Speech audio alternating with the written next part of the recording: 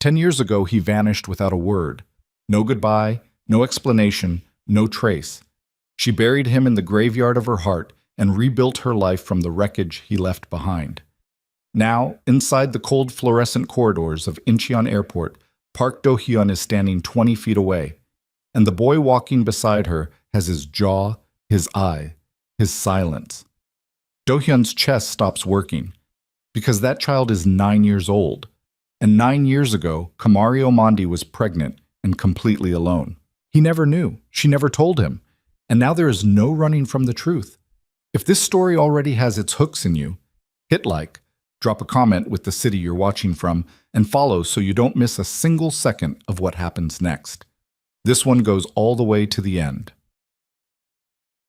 The airport smelled like recycled air and departure. That particular mixture of jet fuel and anxiety that settled into the lungs and refused to leave. Park Do-hyun moved through the international arrivals terminal the way he moved through most spaces in his life. Deliberately, quietly, with two men trailing him at a distance close enough to respond and far enough to be mistaken for strangers. He wore a dark charcoal suit with no tie, collar open at the throat, and carried nothing in his hands. Men like him didn't carry their own luggage. Men like him didn't carry anything they weren't willing to use as a weapon. He was in the airport for 40 minutes of unavoidable business. A brief meeting with a contact arriving from Tokyo, something that couldn't be handled over the phone because phones left records and records left graves. The meeting would take 8 minutes. He would be back in his car before the hour turned. That was the plan. Plans had a way of dying in his presence. He was passing through the main arrivals hall when he saw her. Not immediately. Not all at once. It happened the way dangerous things always happen to him. Gradually, then with complete and total devastation. First, he registered the coat. Deep green wool, the kind of color that didn't belong in the gray of a Korean winter, but wore it without apology.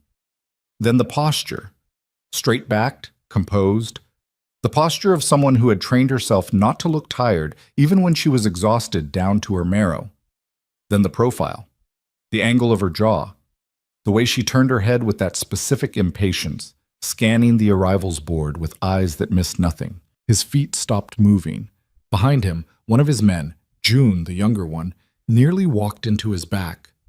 "Sir?" Do-hyun didn't answer.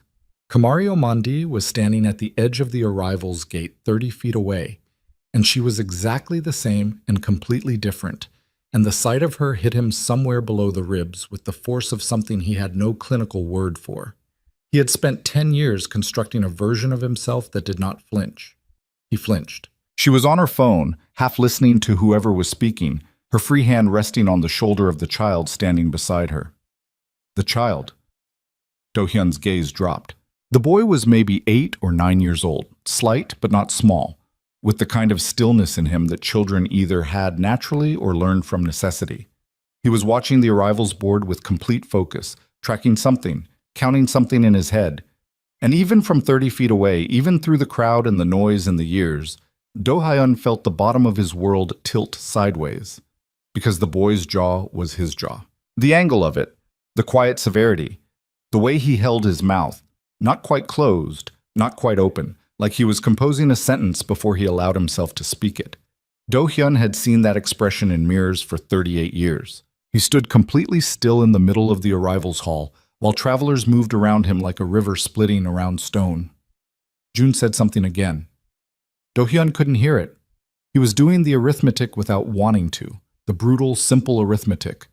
The boy was 9, maybe just turned 9, and the last time he had seen Kamari Omandi was 10 years and 4 months ago in Nairobi, in her apartment above the bookshop on Kimathi Street, the night before everything collapsed. The night he chose to disappear. His phone buzzed in his jacket pocket. The Tokyo contact. The 8-minute meeting. All of it felt very far away and entirely irrelevant. Kamari ended her call and crouched down to the boy's level, pointing at something on the arrivals board, explaining something in a low voice. The boy nodded once, that single decisive nod, exactly the way Do-hyun had nodded at men across tables in rooms where the wrong answer ended careers and sometimes lives. The gesture was so specific, so inherited, that Do-hyun's throat closed. The boy said something back. Kamari smiled, brief, tired, genuine, and straightened up. And then she turned, and she saw him. The smile didn't die slowly. It didn't fade or flicker. It simply stopped, like a power cut, complete and instantaneous. The color didn't leave her face exactly, but something animated withdrew from it, and for 3 full seconds she stood motionless with her phone still raised and her eyes locked on his across 30 feet of airport floor. Do-hyun didn't move. He wasn't sure he was capable of it. Kamari lowered her phone slowly. She said something to the boy without looking at him, a quiet instruction, her eyes never leaving Do-hyun. And the boy turned and looked directly at Do-hyun with an expression of absolute frank curiosity, the way children look at things that frighten their parents, and the resemblance at that range, with the boy's face turned full toward him, was so overwhelming that Do-hyun had to consciously work to keep his expression neutral. He failed. For the first time in a very long time, he failed. Kamari walked toward him. She walked the way she always had, deliberate, unhurried, like she was deciding with every step whether this was worth her time and concluding that it was going to cost him something regardless. The boy stayed where he was, watching. Do-hyun noticed that the child hadn't been told to stay back in a frightened way. He'd been told in the way you tell someone you trust to hold a position. She stopped 6 feet from him. The 6 feet felt like architecture. Do-hyun. Her voice was exactly the same, lower now, maybe. Controlled in a different way, not the control of someone managing nervousness, but the control of someone who had processed this scenario in their head enough times that the actual event was almost administrative. Kamari. His own voice came out level. That much he could do. She looked at him for a long moment, then, "When did you get to Korea?" "I live here." "I know that." A pause. "I meant the airport." "An hour ago." She nodded slowly like that was data she was filing. Her eyes moved over him. The suit, the men at a distance, the way the crowd gave him unconscious clearance, and he could see her reading it, cataloging it, the lawyer's mind organizing evidence into an argument she wasn't ready to make yet. "You look the same," she said finally, not a compliment, not an accusation, observation. "You look—" He stopped. "Don't." Her voice was quiet and absolute. He didn't. She glanced back at the boy who was watching them with that unsettling stillness. Then she looked back at Do-hyun, and for the first time something moved behind her eyes that wasn't control. Something older and raw, and not entirely resolved. "His name is Jabari," she said. "He's 9. The word 9 landed in Do-hyun's chest like a coal. "He's mine," Do-hyun said. It wasn't a question. He was incapable of pretending it was a question. Kamari held his gaze for a very long 3 seconds. "He's mine," she said. "He has always been mine. He will always be mine." Kamari, we have a flight to catch." She took a step back. "We're in Seoul for 3 weeks. I have a case. This isn't—" She pressed her mouth closed, reorganized. "This was an airport. This was accidental. This doesn't have to become anything. He's my son." The words sat between them in the airport noise, and she looked at him with something that was not hatred. Hatred would have been simpler, and said, "Don't say that like it earns you something," and turned and walked back to the boy. Do-hyun watched her take Jabari's hand and guide him toward the exit without looking back. The boy looked back once, over his shoulder, with those eyes, his eyes, and held Do-hyun's gaze for exactly as long as a 9-year-old who has grown up without a father looks at a stranger he doesn't understand yet. Then they were gone through the glass doors and into the pale Korean morning. Do-hyun stood in the middle of Incheon Airport while travelers moved around him, and June said his name twice more, and somewhere a phone was still buzzing with a meeting he was no longer going to attend, and he stood there and understood with complete clarity that his life had just changed in a way that no amount of power or money or carefully maintained violence could reverse. He had a son, and for the first time in 10 years, the man who controlled a significant portion of Seoul's criminal architecture felt something he recognized, distantly and with profound discomfort, as fear. The Shilla was the kind of hotel that didn't advertise itself to people who needed to ask about the price. Kamari had been placed there by the International Rights Organization funding her Seoul case, the kind of arrangement that came with a car service and a per diem and the unspoken expectation that she would work 18 hours a day and not complain about any of it. She didn't. Complaining wasn't in her vocabulary. The suite was large enough that Jabari had his own room, which he immediately claimed by spreading his school materials across the desk, with the systematic territoriality of a child who had learned early that space was not guaranteed and therefore should be organized and defended. Kamari stood in the connecting doorway and watched him sort his notebooks, and thought about a man in a charcoal suit standing motionless in an airport arrivals hall. "Mom," she blinked.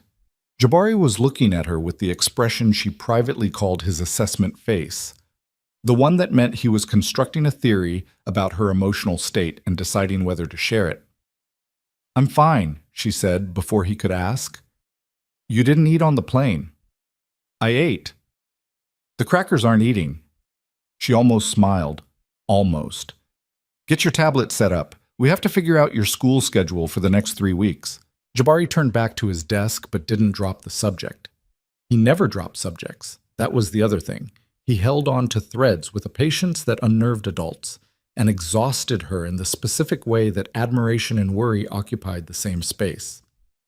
"Who was that man at the airport?" he said, very casually, the casual of someone who had been sitting on the question for an hour. "Someone I used to know." "Before me?" "Yes." He looked at me weird. A pause. Not bad weird, like he was calculating something. Kamari was quiet for a moment. "Get your tablet set up, baby."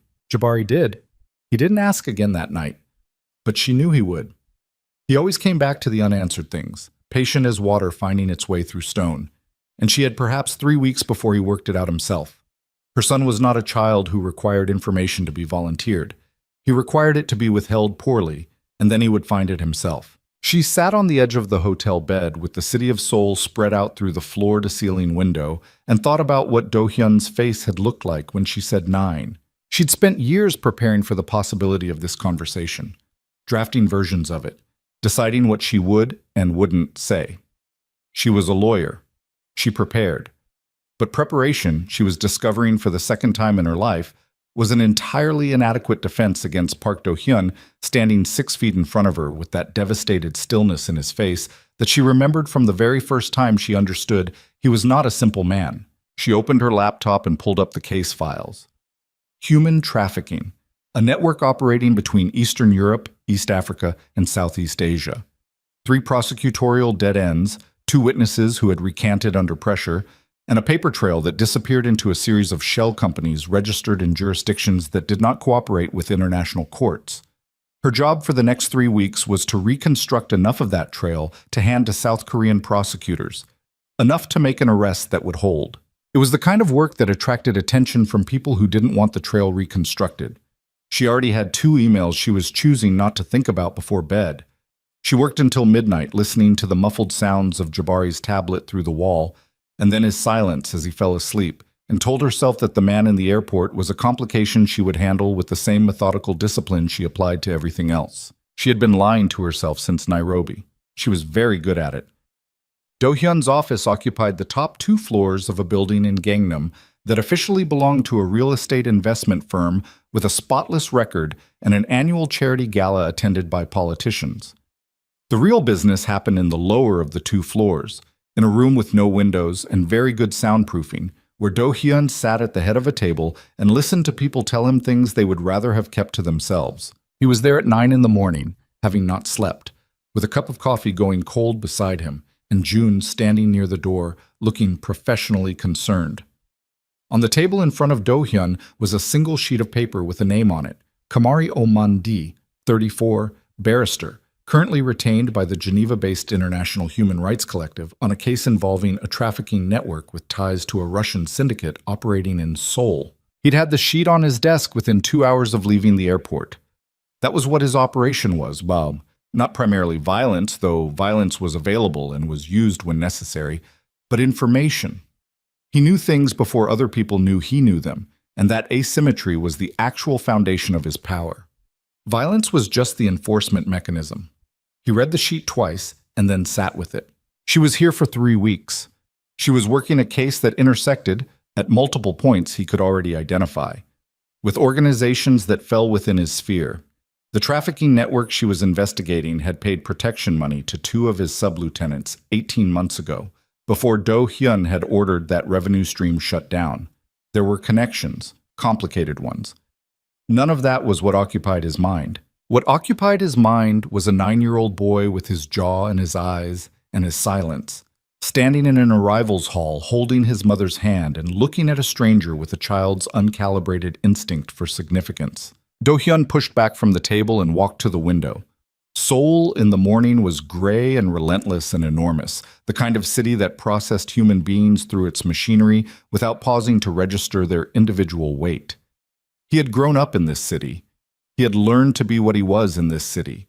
He had come home to this city 10 years ago at 28 years old, still carrying the smell of a Nairobi apartment and the knowledge that he was leaving something behind that he would not be able to replace, and he had locked that knowledge in a room inside himself and never opened the door. The door was open now. He had grown up understanding two truths, that the Park family bled for its name and that the name required a specific kind of man to carry it forward.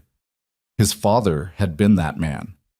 When his father was killed, ambushed, 3 men, a street in Apgujeong that Do Hyun still couldn't drive down without his jaw tightening, Do Hyun had been called home to be that man instead.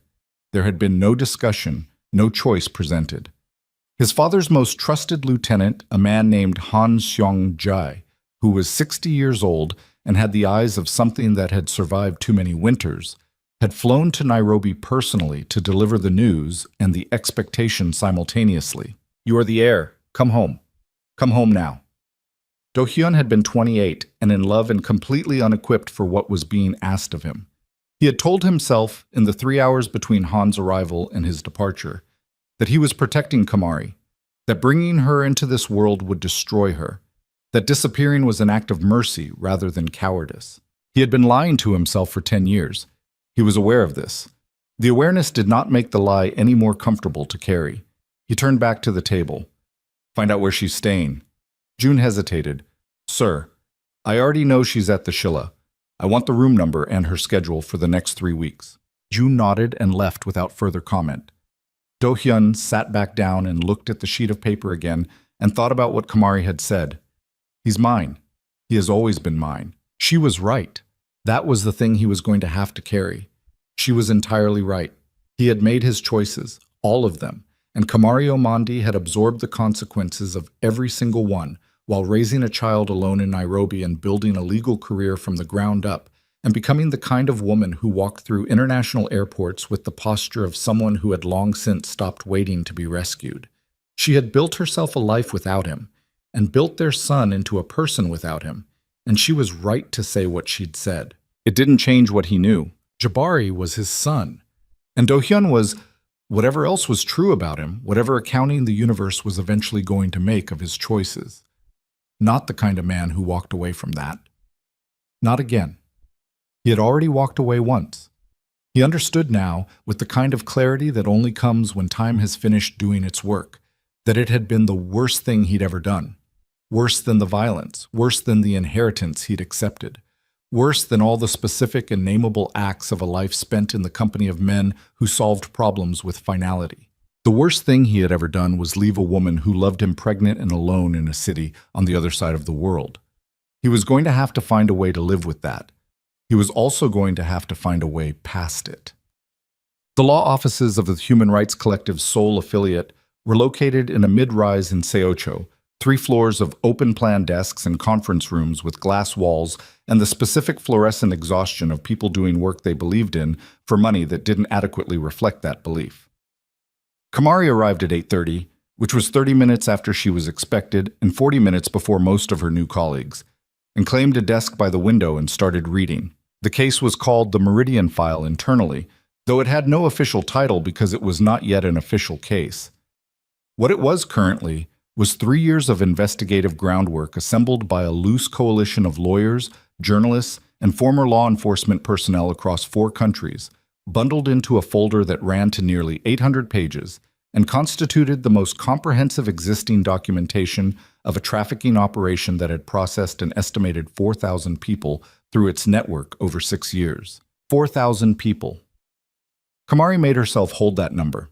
She made herself hold it because, in her experience, the greatest occupational hazard of this work was the tendency to process human beings into data points, and she refused to let the abstraction happen. 4,000 people. 4,000 individuals who had names and families and specific fears and specific moments when they understood that the thing being done to them was being done and could not be stopped. 4,000. She was here to give that number a consequence. The specific angle she was working was a series of financial transactions routed through Korean shell companies, front businesses, most of them legitimate on paper, that had been used to launder proceeds. If she could document enough of the chain, the Korean prosecutors could use it to make a case under financial crime statutes, even if the direct trafficking evidence was too contaminated by witness recantations to hold. It was a side door. It was the kind of approach you used when the front door had been welded shut. By 10 o'clock, she had filled 4 pages of a legal pad with notes and connections and the specific frustrations of a paper trail that kept terminating at the same 2 shell companies registered in the Cayman Islands. She needed access to the Korean financial records. She needed a cooperative contact inside the prosecutor's office. She needed about 3 things she didn't currently have. Her phone rang. Unknown number, Korean. She considered not answering. Then she answered because she always answered unknown numbers on active cases. Kamari Omandi. A pause. You changed your number. Do-hyun's voice was the same. Lower than she remembered, maybe. But the texture of it, that specific quality of someone who spoke rarely, and therefore precisely, was exactly the same, and something in her chest did a thing she was going to refuse to categorize. How did you get this number? I have resources. A pause. I'd like to meet. No. Kamari. I'm at work. I know. I'm not asking you to stop working. I'm asking for 30 minutes, coffee, somewhere public. I won't. She heard him stop himself. I'll behave. That's a concerning thing to have to specify. A silence that was almost something. You're right. I'm sorry. Another silence. I need to see you, not... It's not about the airport. It's not about pressuring you. There are things you need to know about your case. She went still. My case. The Meridian Network. His voice was completely level. You're 3 weeks in Seoul trying to reconstruct a financial trail.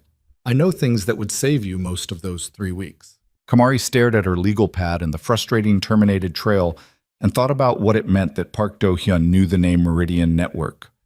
Why would you know anything about a human trafficking operation? Because I know everything that happens in this city.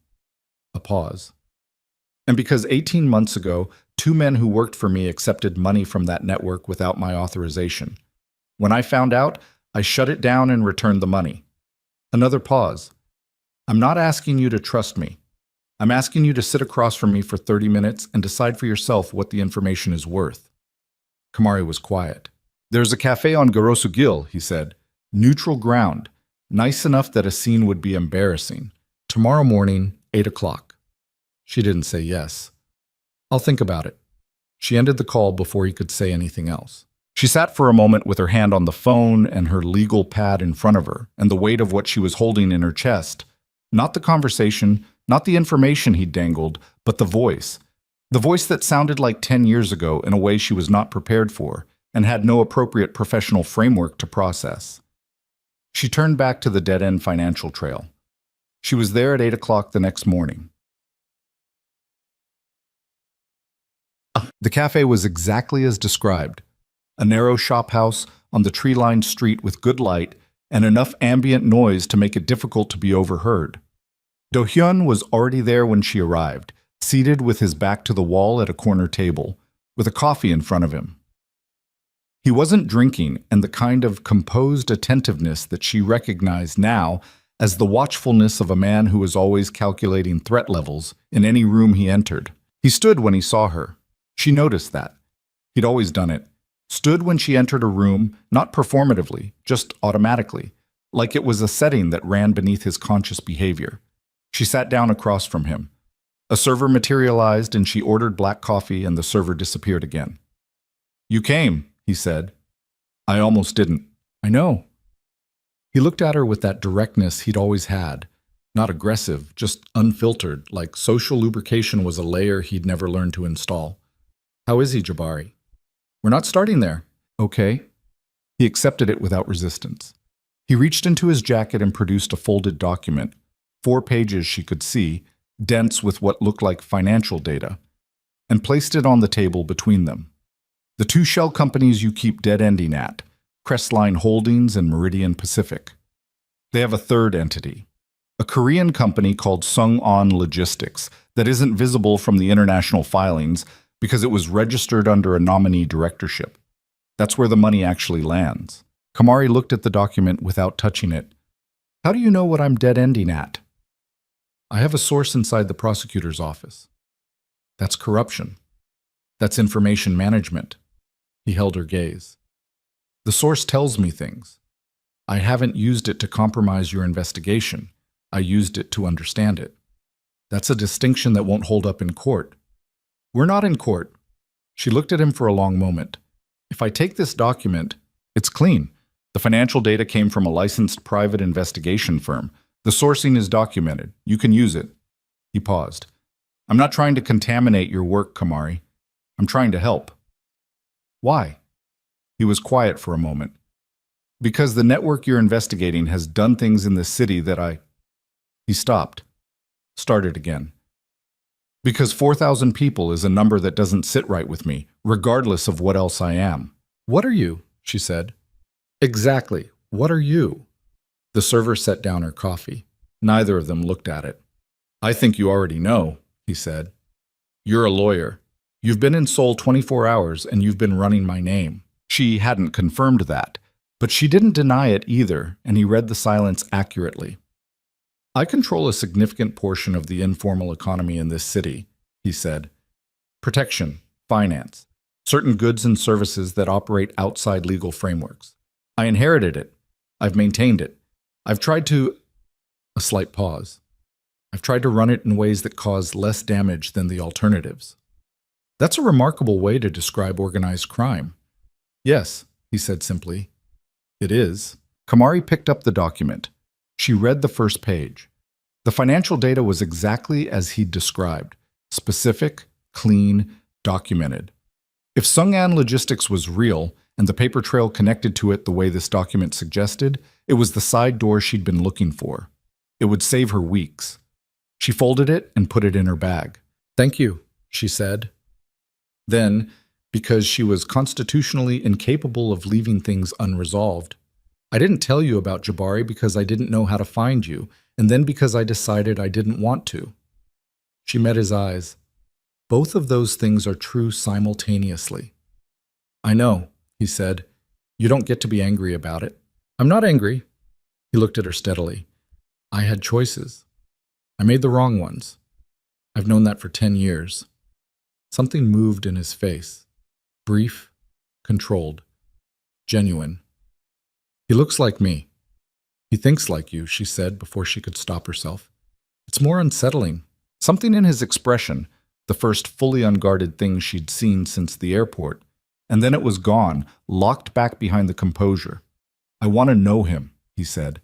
I'm not making demands. I'm not issuing ultimatums. I'm telling you what's true. I want to know my son. Kamari looked at him across the table in the cafe on Garosugil with the morning light coming through the window and said, Then you're going to have to earn that, one day at a time. No promises, no guarantees. She picked up her coffee. And you're going to have to be honest with me. All of it.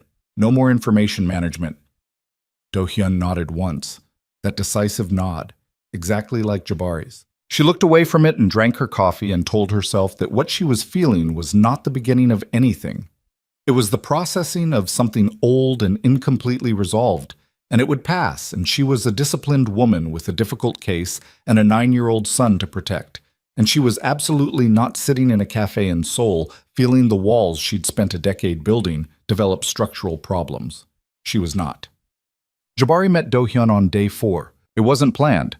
That was the thing Kamari would return to afterward, the way it happened without ceremony, without preparation, without the careful scaffolding she'd intended to construct around it. They were in the hotel lobby on their way to the National Museum, A Sunday arranged around Jabari's insistence that he intended to look at the Silla dynasty artifacts, because Jabari had been reading about Korean history on the plane and had produced opinions about it that he was now committed to verifying against primary evidence. He was that kind of child. Do-hyun was in the lobby, not waiting, or not obviously waiting, though later Kamari understood that the coincidence was not entirely accidental. He was speaking with someone at the concierge desk, or had been, and when they emerged from the elevator he turned and saw them, and in the 3 seconds before Kamari could intervene, Jabari saw him and stopped. "That's the man from the airport," Jabari said. "Conversational, factual." "Yes," Kamari said. "Do you know him?" "Yes." Jabari considered this. Then he walked directly toward Do-hyun with the purposefulness of a 9-year-old who had decided something. Kamari kept pace, her stomach tightening with the specific dread of uncontrolled situations. Do-hyun crouched down to Jabari's level when the boy was 3 feet away. It was the right instinct, not looming, not condescending, just meeting him where he was, and Kamari noticed it and hated that she noticed it. "Hi," Jabari said. "Hi," Do-hyun said. "I'm Jabari." "I know." A pause. "I'm Do-hyun." Jabari examined him with the frank, appraising look he applied to most new information. "My mom knows you from before." "Yes." "From Kenya?" "Yes." Do-hyun's voice was steady. Kamari could see the effort it was costing him, could see in the set of his jaw and the careful control of his breathing that this was probably the most difficult thing he had done in a long time, and she was not going to feel sympathy for that. She was absolutely not. "She said you used to know each other," Jabari said. "That's right." "Are you still friends?" Do-hyun looked up at Kamari briefly, a question in it, or a request, and then back at Jabari. "I think we're working on it," he said. Jabari considered this answer with appropriate seriousness and apparently found it acceptable. "We're going to the National Museum," he said, "to look at Silla dynasty artifacts. Do you know about the Silla dynasty?" Something almost happened in Do-hyun's face. Almost. "I know a little." "I know quite a lot," Jabari said, without arrogance, just as accurate reporting. "My mom doesn't know very much, but she's interested in learning." "Jabari," Kamari said. "It's factually true," Jabari told Do-hyun confidentially. Do-hyun was quiet for a moment. Then, "Would it be all right if I came along? To the museum?" He looked up at Kamari again. This time the question was entirely for her. Kamari looked at her 9-year-old son, who was already nodding with decisive enthusiasm, and at the man crouching in front of him who had her son's jaw and her son's eyes, and was looking at her with an expression that had nothing practiced in it, and she thought about what it meant to be a disciplined woman who had stopped needing anyone, and said, "Fine, 1 hour." It was 3 hours. Jabari had a great deal to say about the Silla dynasty. The weeks found a rhythm that Kamari hadn't anticipated and couldn't quite dismantle once it had established itself. Mornings she worked. Afternoons Jabari had a tutor arranged by the hotel for his schoolwork, and sometimes, not every day, not on any schedule she had agreed to, but more days than not, Do-hyun appeared. He was careful about it. She had to give him that. He didn't push, he didn't manipulate. He showed up with the consistency of someone who understood that trust was rebuilt incrementally or not at all. And he met Jabari's endless questions about Korea, about martial arts, about the specific mechanics of how things worked, with a patience that she was not prepared for and could not dismiss. When Jabari asked to be taught something, Do-hyun taught him. Basic moves, how to fall without hurting yourself, how to stand in a way that absorbed force. And Jabari absorbed it with the specific attentiveness of a child who had found a frequency he could receive clearly. She watched them in the hotel's small courtyard one afternoon, Do-hyun crouching behind Jabari and adjusting his stance, Jabari listening with his whole body the way he listened when he had decided something was important, and she sat on a bench with her case files in her hands and told herself she was watching for Jabari's sake and not for any other reason. The evidence she was building was moving. The Sung'an logistics lead had opened into 3 more entities and a set of bank transfers that the Korean prosecutors were, cautiously, starting to treat as viable. She was getting somewhere. She was also getting threatening emails, which she had reported to the collective and had not mentioned to Do-hyun, and which she was handling with the particular calm of someone who had worked enough dangerous cases to know when a threat was rhetorical and when it had operational intent. These emails were starting to feel like the second kind. She had also been running Do-hyun's name, not formally, nothing she could use, but through contacts and networks and the particular informal infrastructure of people who traded in information about powerful men. What came back was not reassuring and was not surprising and was more complicated than either. He was what he said he was. He ran what he said he ran. The violence attributed to him was real, specific, and in several documented instances had been directed at people doing worse things than he was, which was not an exoneration, but was at least a context. He had also, 18 months ago, genuinely and completely shut down any association between his organization and the trafficking network she was investigating, and had in 2 documented cases actively obstructed that network's operations in Seoul. She couldn't decide what to do with that. She kept filing it under incomplete and moving forward. On the Tuesday of their second week, Jabari looked up from dinner in the hotel restaurant and said, with complete unpreambled frankness, "Is Do-hyun my father?" Kamari set down her chopsticks. Jabari waited. He was very good at waiting. She had prepared for this. She had the version she was going to deliver. Measured, age-appropriate, emotionally honest without being overwhelming. She had the words arranged. She opened her mouth and the words that came out were, "Yes." Jabari was quiet for a moment, then, "I thought so." "How long have you thought so?" "Since the airport." He picked up his chopsticks again. "He has my nose." "You have his nose," Kamari said, slightly faint. "Same thing." He ate a piece of rice. "Are you going to be together?" "I don't know." "That's honest." He considered. "Does he know? That I know?" "Not yet." Jabari nodded slowly, processing this. "You should tell him," he said. "He'll want to know I know." A pause. "He worries about things even when he doesn't show it. It's the same as when I worry. I can tell." Kamari looked at her 9-year-old son, who had identified a psychological pattern in a man he'd known for 10 days that she had taken 3 months to identify in Nairobi, and felt the specific, overwhelming mixture of love and helplessness and pride that was the daily emotional texture of raising this particular child. "I'll tell him," she said. "Good." He ate more rice. "Can I get the red bean dessert?" "Yes," she said. "Yes, you can." She told Do-hyun that evening in a brief call after Jabari was asleep. There was a silence on his end that lasted long enough that she checked to see if the call had dropped. "He said that?" Do-hyun's voice was altered. Not broken. He didn't do broken, she was starting to understand. He did contained and then more contained, but altered. "He said you worry about things the same way he does." Another silence. "That's—" He stopped. "I know," she said. "Tell him—" He stopped again. "Tell him I'll see him tomorrow, if that's all right." "It's all right," she said. She ended the call and sat in the dark of the hotel room with Seoul glittering through the window and thought about 10 years and the arithmetic of choices and the specific cruelty of arriving at the right place a decade too late. She thought about a man who had made terrible choices and was trying with the specific stiff unfamiliarity of someone who had not been practiced in trying to do something worth doing. She didn't know what it meant yet. She wasn't going to decide tonight. What she did know, and what she fell asleep knowing, which was not peace but was something adjacent to it, was that her son had a father who already knew how he stood and how he thought and how he worried, and that this was not nothing. Outside, somewhere in Seoul, the city moved through its nighttime operations, and in a building in Gangnam, a man who controlled more of those operations than most people knew sat in the dark and held his phone and thought about a 9-year-old boy who had his nose and who had figured out the truth in an airport arrivals hall and sat with it patiently for 10 days and then simply said it out loud at dinner. Patient as water, patient as stone.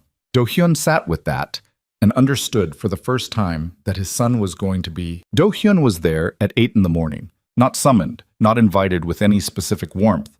Kamari had said it was all right, and he had treated that as a coordinate, a fixed point to navigate toward, and he showed up at the hotel with 2 paper cups of coffee from the place on the corner and stood in the lobby and waited. He didn't call ahead. Calling ahead gave people the opportunity to say no, and he was not yet confident enough in what was being built between them to risk a no over the phone. Jabari came out of the elevator before Kamari did. He saw Do Hyun, looked at the 2 cups of coffee, and said, "Did you bring one for me?" "I brought you orange juice." Do Hyun produced a bottle from his coat pocket. Jabari took it with the assessing nod of someone whose expectations had been met at a satisfactory level. "My mom told you I know," he said. "She did." "And?" Do Hyun looked at him. This 9-year-old standing in a hotel lobby holding a bottle of orange juice and waiting for an answer with the patience of someone who had decided the answer mattered and was therefore worth waiting for correctly. "And I'm glad you know," Do Hyun said. "I didn't want there to be things between us that weren't true." Jabari considered this with appropriate seriousness. "There are probably going to be things you don't tell me because you think I'm too young." "Probably. That's different from lying."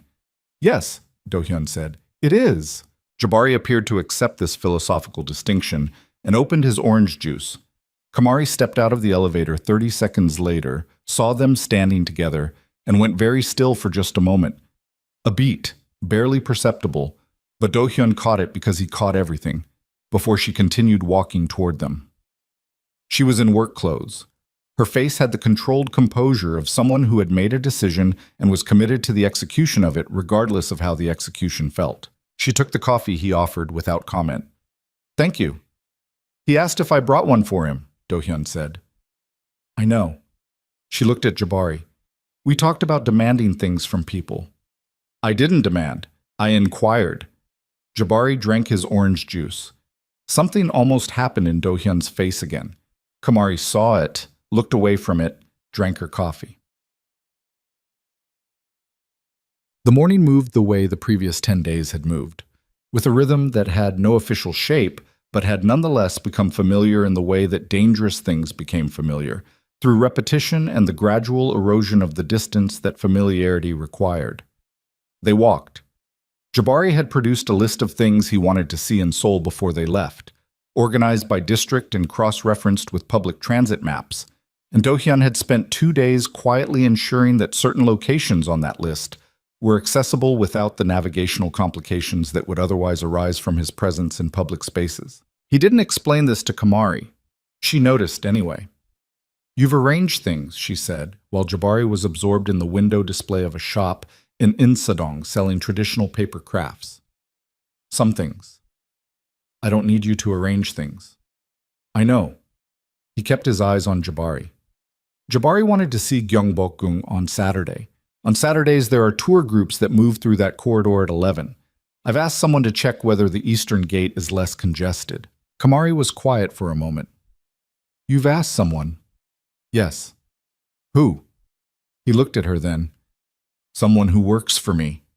She turned back to Jabari's reflection in the shop window, her jaw doing the thing it did when she was constructing and then rejecting sentences. "Do Hyun. I know. That's not... I need you to understand that I can't just..." She stopped. "He's 9. He doesn't know what you are.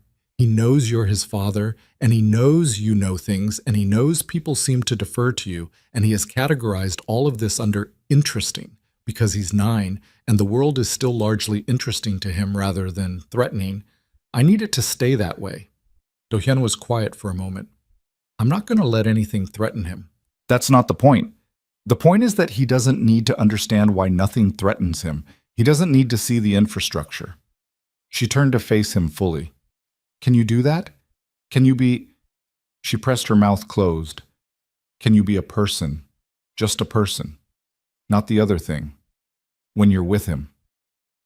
Do Hyun looked at her with that directness that she still had no adequate defense against. "I can try," he said. And then, after a pause, "That's the honest answer." She looked at him for a long moment. "All right," she said. "Honest is what I asked for." Jabari came out of the shop with a small piece of hanji paper folded into a crane and presented it to Do Hyun with the gravity of a formal transaction. "The woman showed me how," he said. "I made it for you." Do Hyun took it. He looked at it for a moment, small, slightly imperfect, genuinely made, and put it in his jacket pocket with a care that was not performed. Kamari watched this and said nothing, and told herself that what she was feeling was still only the processing of old things.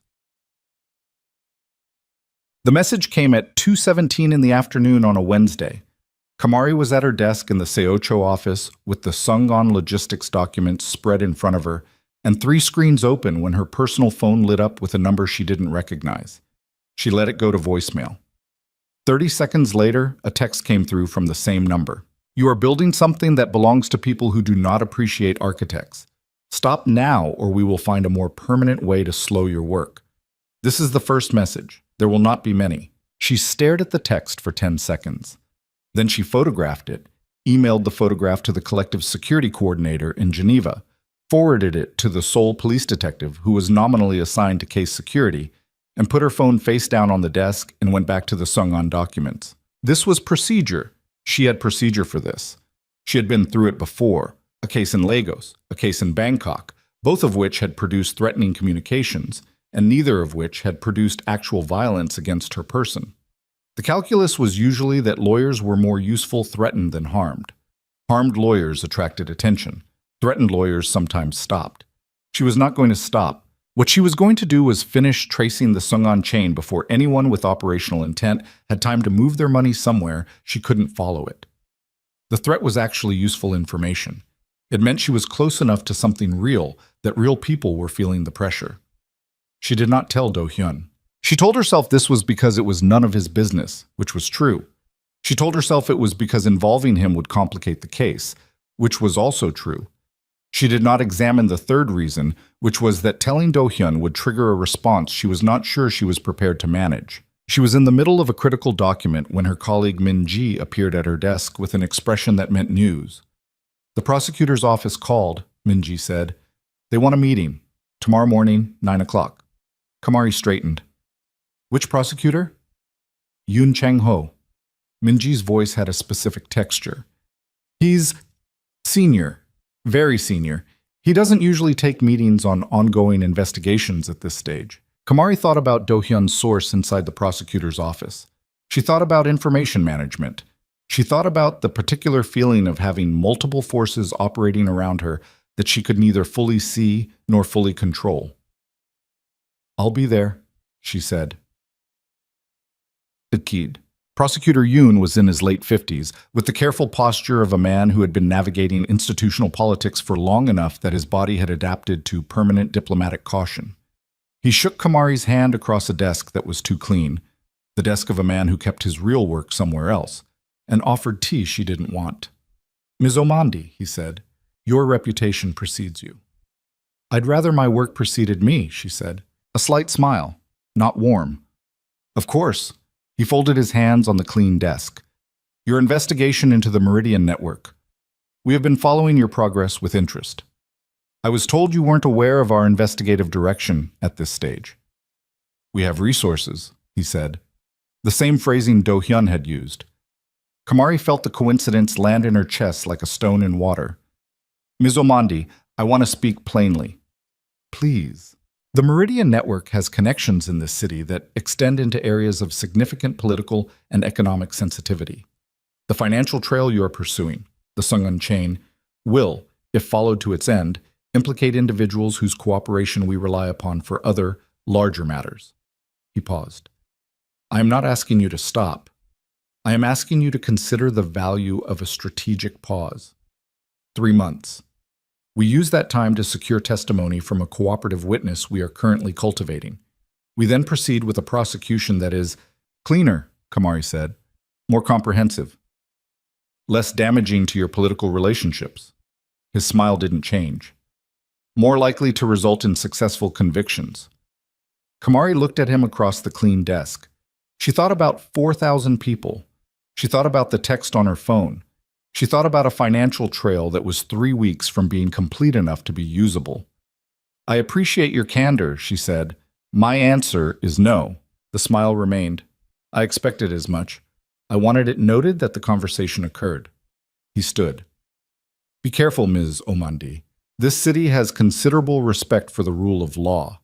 It also has considerable experience with the spaces between laws. She left without the tea. She called Do-hyun from the street outside the prosecutor's office. She had not planned to. She was standing on the pavement in the gray October morning, and she called him because the list of people she trusted in this city was very short, and he was on it, which was itself a problem she hadn't finished solving. He answered on the second ring. Prosecutor Yoon just asked me to pause the investigation, she said without preamble. A silence. When?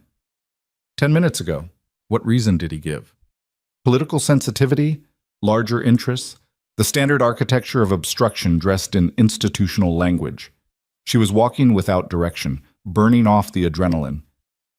He also knows about the Sungun chain, which means your source in the prosecutor's office isn't the only crossover between your world and theirs. Yoon has his own relationships, Do-hyun said carefully. I'm aware of them. With the Meridian Network? A pause that was a fraction too long. With people adjacent to it. She stopped walking. Do-hyun. He's not complicit in the trafficking. He's complicit in the protection racket, different layer of the same structure. His voice was measured, and she could hear him choosing each word with the precision of someone navigating a documented minefield. He has received payments to ensure that certain investigations move slowly. And you know this because I know everything that happens in this city. Stop saying that like it's a neutral fact. The anger in her voice was sharper than she intended, and she let it be sharp because it was genuine, and she was done managing her genuine responses for his comfort. You know this because you operate in the same ecosystem. You know this because at some level, regardless of what you've done or not done with the trafficking network specifically, you are part of the structure that makes this possible. Silence. Am I wrong? She said. No, he said. You're not wrong. She stood on a sole pavement in the cold and breathed. What else do I need to know? What else is there that affects this case that you haven't told me? There's a man named Volkov, Do-hyun said. Dmitry Volkov. He runs the Eastern European side of the Meridian Network. He's been in Seoul for 6 days. I didn't tell you because I was trying to determine whether his presence was related to the network's operations or to you specifically. A pause. I now believe it's both. The cold air went colder. He's here because of my investigation. I believe so. And you waited 6 days to tell me this. I was verifying. Do-hyun. Her voice was completely flat. My son is in this city. The silence that followed had a different quality. Heavier. I know, he said. That's why I'm telling you now. That's not... You don't get to make that calculation on my behalf. You don't get to decide what I know and when I know it based on your own timeline. That's the same thing you did 10 years ago. The words were out before she could stop them, and they were true, and they landed, and she didn't take them back. You decided what I needed to know. You decided when I was ready. You disappeared because you calculated it was the right thing for me, and you didn't give me the choice. His breathing was audible now. Controlled, but audible. You're right, he said. You're right, and I'm sorry. I don't need sorry right now. I need everything. I need every piece of information you have that is relevant to this case and to my safety and to Jabari's safety, all of it, now. A breath. Can you do that? Yes. Then I'll be at your office in 1 hour. She ended the call and stood on the pavement and let her hands shake for exactly 10 seconds, which was what she allowed herself, and then she put her phone in her pocket and started walking.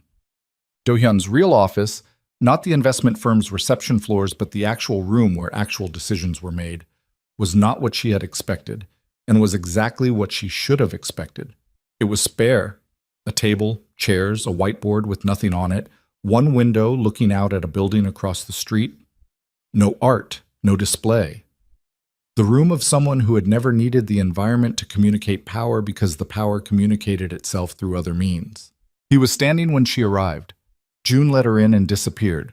On the table were documents, physical documents, not digital. She noted this, noted what it implied about his security practices, spread in an organized pattern that she recognized as the architecture of someone who had been preparing this briefing before she called. He had been going to tell her, maybe not today, but soon. She filed that and didn't let it soften her. Sit down, she said, because she needed to be the one to set the terms of the room. He sat. She remained standing and looked at the documents. Volkov, she said. Do-hyun pointed to a photograph. A man in his 50s, broad through the shoulders, with the flattened face of someone who had absorbed violence professionally over a long period of time. Dmitry Volkov, former FSB, recruited into organized crime in the late 90s when the agency was bleeding personnel into the private sector. He built the Meridian Network's logistics infrastructure. Not the idea of it, but the mechanism. How it moves people, how it launders money, how it maintains operational security. He paused. He's methodical, not emotional. He doesn't threaten people for theatrical reasons. He threatens them because he's done the math and decided that a threat is the most efficient first step. He sent me a message, Kamari said. Do-hyun went still.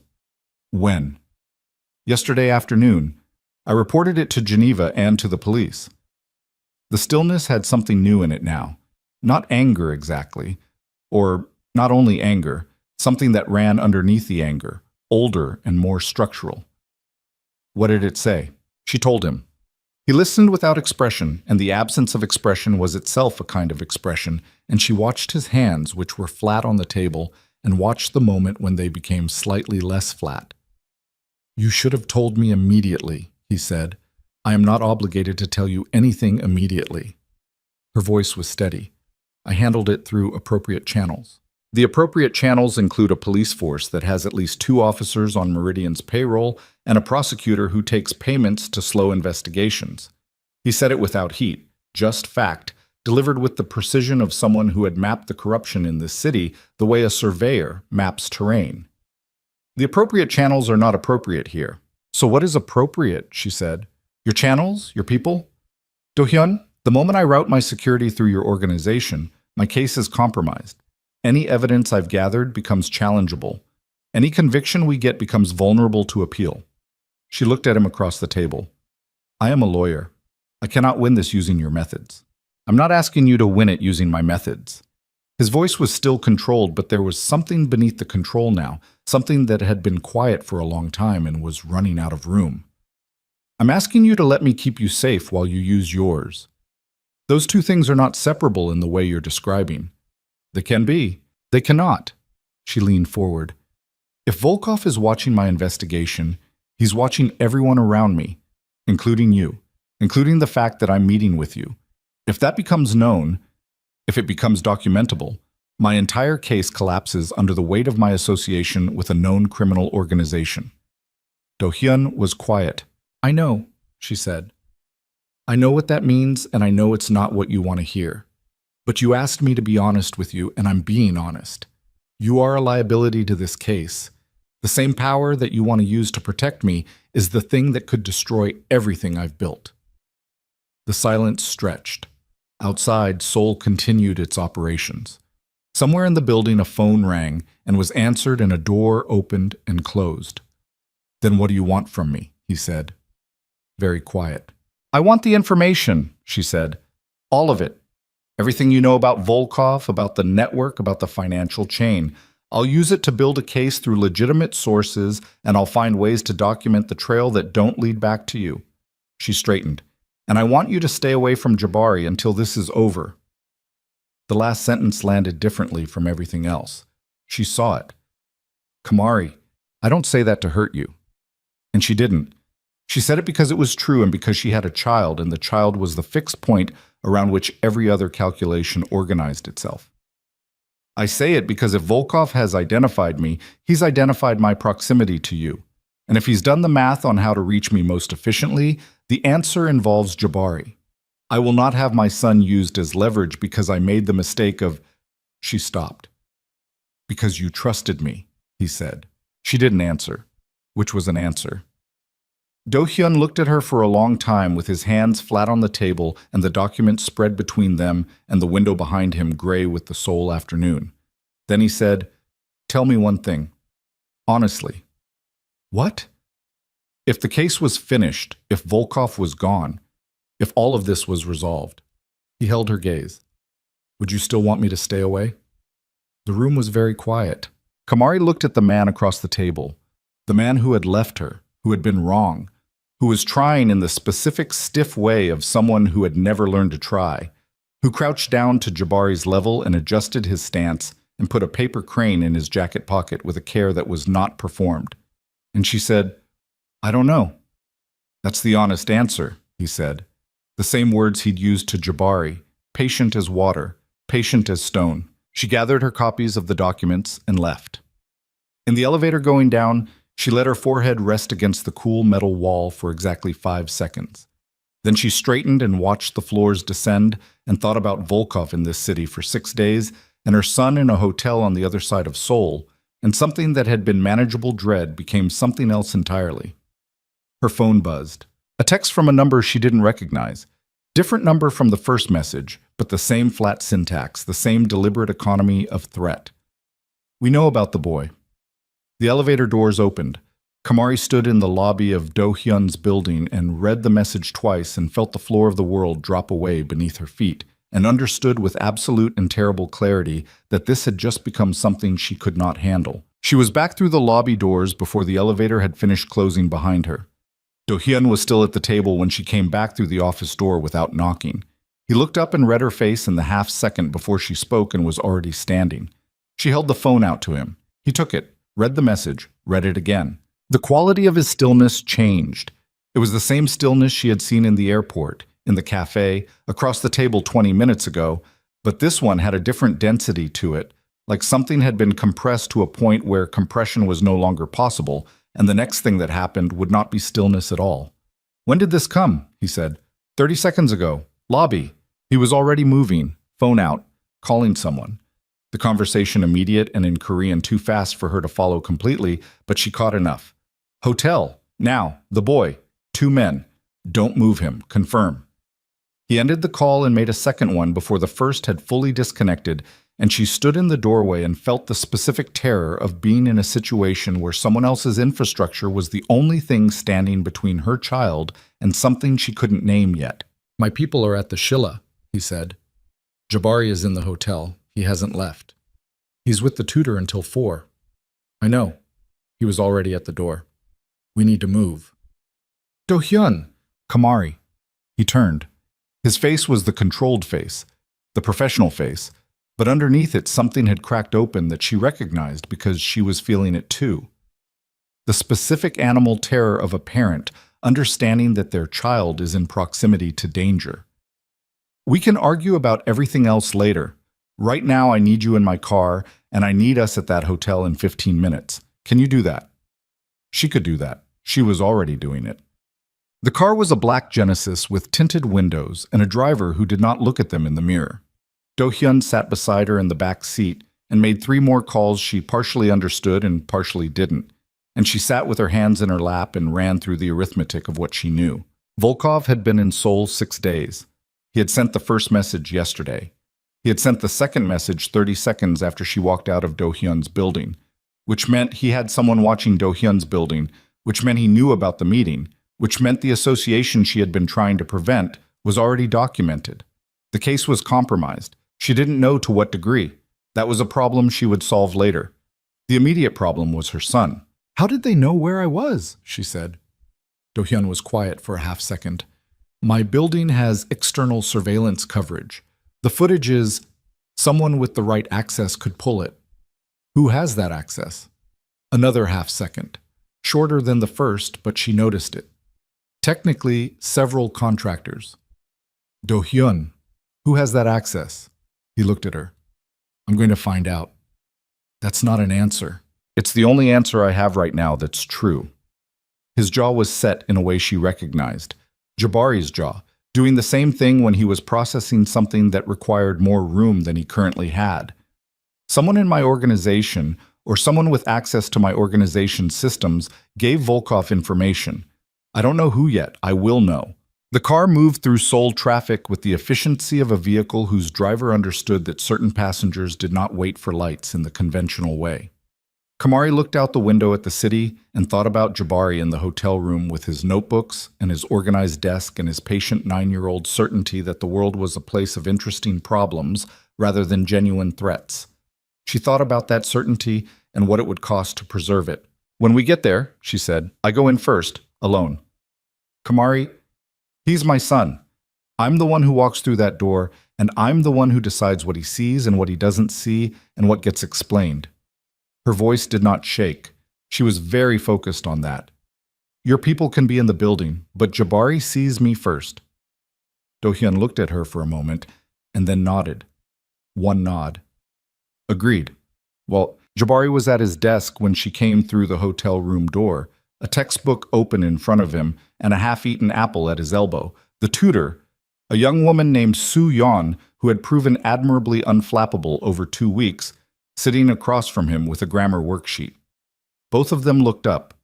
Kamari looked at her son, his face, his aliveness, the apple at his elbow. Ms. Omandi, Soo-yeon said. We're done for today, Kamari said. Thank you, Soo-yeon. I'll call the agency. Soo-yeon read the room with the instinct of a young woman who had learned to read rooms and gathered her things, and was gone in under 2 minutes. Jabari watched his mother with the assessment face. What happened? He said. Nothing has happened. She sat on the edge of his bed, which put her at his level. I need us to move to a different hotel tonight. Why? Precaution. Jabari looked at her with those eyes. Is it because of your case? Yes. Is someone threatening you? She held his gaze. She had promised herself when he was born that she would not lie to him about danger, that she would calibrate what she told him to what he could carry, but she would not construct false safety for him, because children who were lied to about danger didn't learn to assess it. They learned to distrust the people who lied to them. There are people who don't want me to finish my work, she said. They've sent some messages. We're being careful. Jabari absorbed this. Does Do-hyun know? Yes. Is that why he has people in the lobby? Kamari went still. How do you know that? I went down for a snack at 2:30. There were 2 men near the elevator who weren't guests.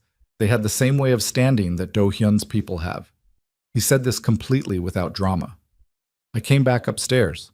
She looked at her son, her 9-year-old son, who had identified Do-hyun's security personnel by their posture and come back upstairs without incident and returned to his textbook, and felt the mixture of pride and terror that was becoming the dominant emotional register of this trip. Pack what you need for tonight, she said. Just tonight. Don't take everything. He was already moving.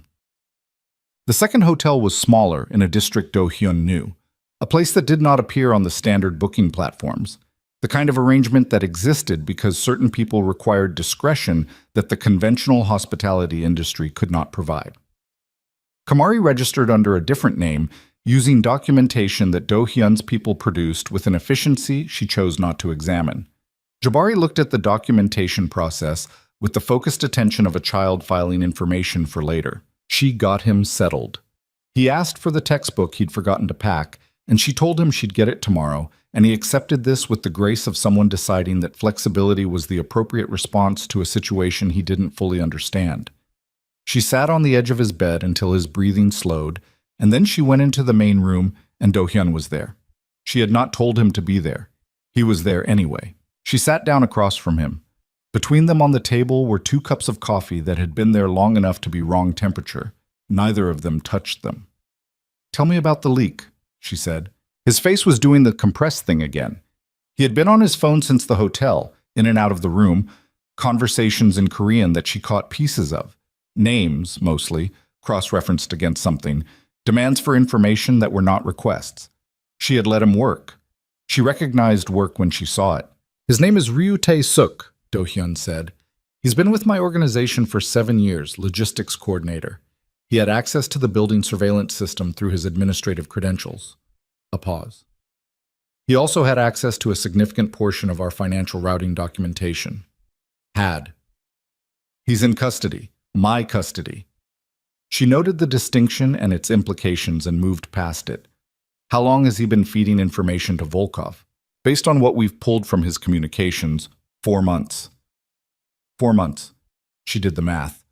That predates my arrival. He was feeding them information about your operation generally. Yes, and when your name appeared in materials crossing my desk, he flagged it to them. Do-hyun's voice was flat and controlled, and under the control was something she recognized as the specific cold fury of a man who had been betrayed by someone he trusted with proximity. They knew you were coming to Seoul before you landed. Kamari sat with that. My investigation wasn't compromised by my association with you, she said slowly. I was already compromised. They were already watching. Yes. The first threatening message, the one yesterday, was triggered by your meeting with Yoon. They have a source in his office as well. He paused. The second message was triggered by your presence in my building, but they would have found another trigger. They were escalating regardless. She looked at the wrong temperature coffee. What does Ryu tell you about Volkov's operational intent? Volkov doesn't make idle threats. Do-hyun said it like a fact about weather. The messages are procedural for him. He documents that he gave warning before escalating. He'll have a timeline. How long? The pattern in his previous operations, Lagos 2019, Budapest 2021, is 48 hours between first warning and action. He met her eyes. The first message came yesterday at 14:17. She did the arithmetic. That's tomorrow afternoon. Yes. The room was very quiet. Somewhere in the building, something mechanical cycled on and then off. Jabari's breathing was audible through the thin wall. Slow, even.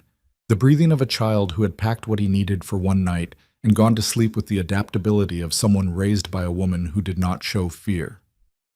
I'm not going to stop the investigation, Kamari said. I know. That's not stubbornness. If I stop, the financial trail goes cold. Volkov's people move the money. Sungan dissolves. Everything I've built in 3 weeks disappears, and 4,000 people. She stopped. I'm not stopping. I know, he said again. So what I need from you... She pressed her hands flat on the table and looked at him directly.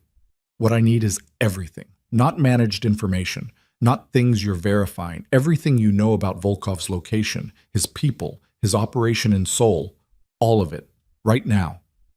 Do-hyun looked at her for a moment, then he started talking. He talked for 40 minutes. She took notes on her phone, not because she was going to use his information directly, but because she needed to understand the shape of what she was inside. Volkov had 12 men in Seoul operating out of a logistics facility in Namdaemun that was nominally a freight forwarding company. He had a second location, a residential property in Mapo, that served as accommodation and planning space. His financial operations in Seoul were managed through 3 contact points, 2 of whom she had already identified in her Sungan research without knowing their affiliation. She was closer than she had understood. She was also more exposed than she had understood. There's something else, Do-hyun said. She looked up from her notes. His face had changed. Not the compressed fury face, not the controlled professional face. Something else. Something she had not seen before. Something that was closer to the face he'd made in the airport when he first saw Jabari. That brief, devastating unguardedness before the composure reassembled. Ryu gave them more than surveillance footage and schedule information. He paused. A pause with weight in it. He gave them the financial documentation that crosses my desk, including, 3 weeks ago, before you arrived, I had a report prepared, an internal assessment of the Meridian Network's Seoul operations, their vulnerabilities, their financial pressure points. He held her gaze. I had it prepared because I was already planning to help you, before the airport, before I knew you were coming. I had heard the collective was sending someone to Seoul, and I was preparing information. She waited.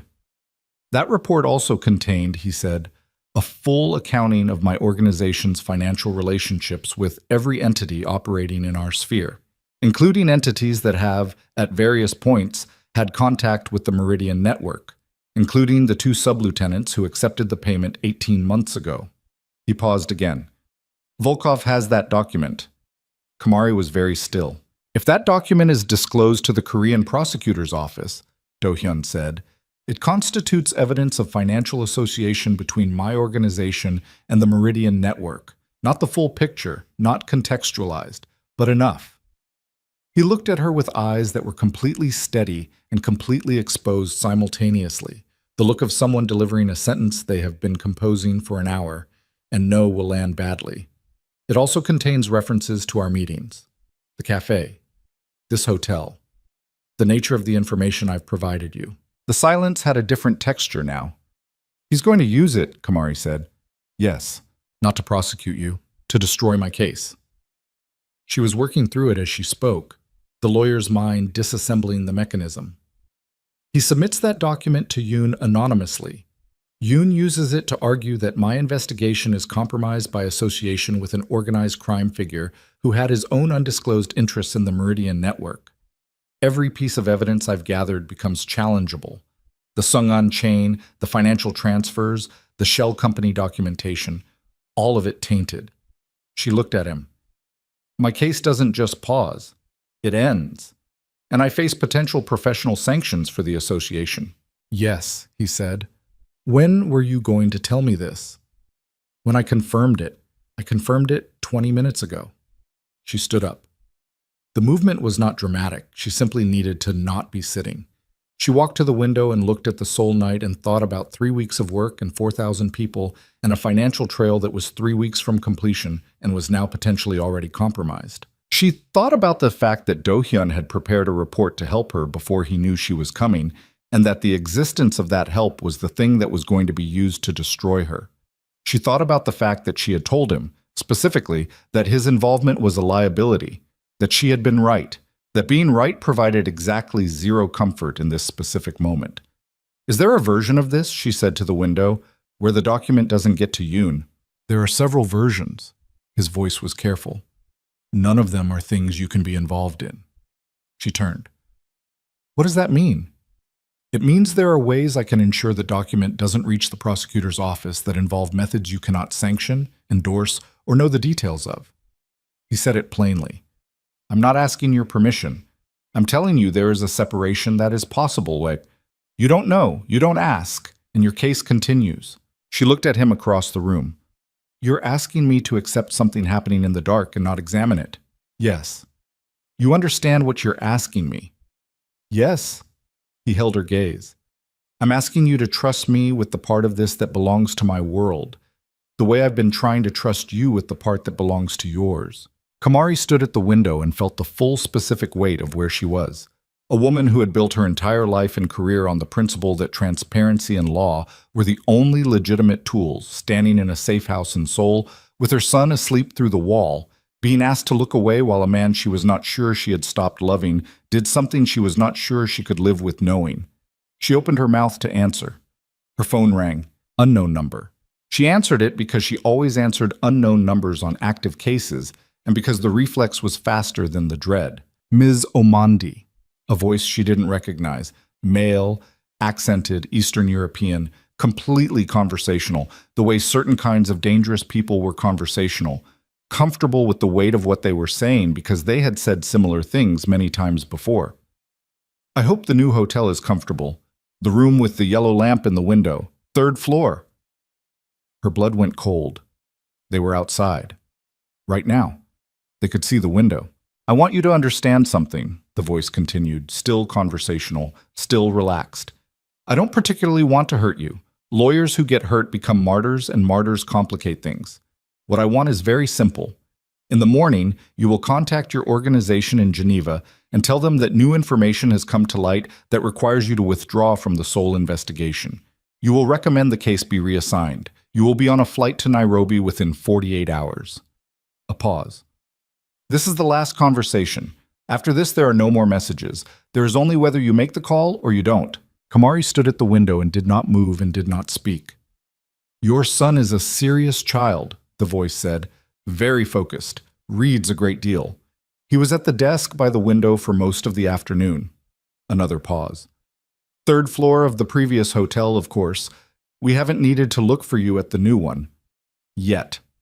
The call ended. Kamari lowered the phone. She turned and looked at Do-hyun, and what was in her face was not the controlled face, was not the lawyer's face, was not any face she had constructed over 10 years of building a self that did not need saving. It was the face underneath all of those, the one she almost never let the surface see. And Do-hyun crossed the room to her in 3 steps, and she let him, which was itself a kind of collapse she had not budgeted for. He was watching Jabari, she said. Her voice was completely steady, and the steadiness was the most frightening thing in the room. He was watching him at the other hotel, before we moved. Do-hyun's hand was on her arm. She was aware of it distantly, the way you were aware of solid ground after a long time on water. He has eyes on this building, she said. I know. I heard. He had heard. The phone was not on speaker, but in the quiet of the room the voice had been audible, and she could see in his face that he had processed every word and had already moved past processing into the place where he lived professionally, the place where problems were solved with finality. Kamari, look at me. She looked at him. I need you to take Jabari and go to the room at the end of the hall. There is no window that faces the street. Stay there until I come for you. His voice was very quiet and very certain. Don't open the door for anyone who doesn't say my name first. What are you going to do? What I do? He held her gaze for one more second, something in it that was not comfort exactly, but was the nearest available thing. And then he was moving, phone out, already calling, and the room was already different, the air in it compressed and purposeful, and moving towards something that the room at the end of the hall had one small window that faced an interior courtyard and a lock that Do-hyun had checked personally before he left. Kamari sat on the edge of the bed with Jabari beside her. She had woken him without explanation, just her hand on his shoulder and her voice saying his name, and he had come awake immediately and looked at her face and gotten up without asking questions, which was the thing about her son that simultaneously made her proudest and broke her heart most cleanly. He was sitting against the headboard now, with his knees pulled up, watching her. How bad? He said. I don't know yet. Is Do-hyun handling it? She looked at him. Yes. Jabari nodded. That single nod. Then he reached over and took her hand, not in the way a frightened child takes a parent's hand, but in the way someone offers ballast to a person they can see is working hard to stay level. His hand was small and warm, and she held it and stared at the door and listened to the building. From somewhere below, 2 floors, maybe 3, she heard a door open and close. Voices, brief, in Korean. Then nothing. Then her phone vibrated. Do-hyun, stay. She stayed. Maet. Do-hyun came back 47 minutes later. He knocked twice, said his name, and she opened the door. He was not visibly different.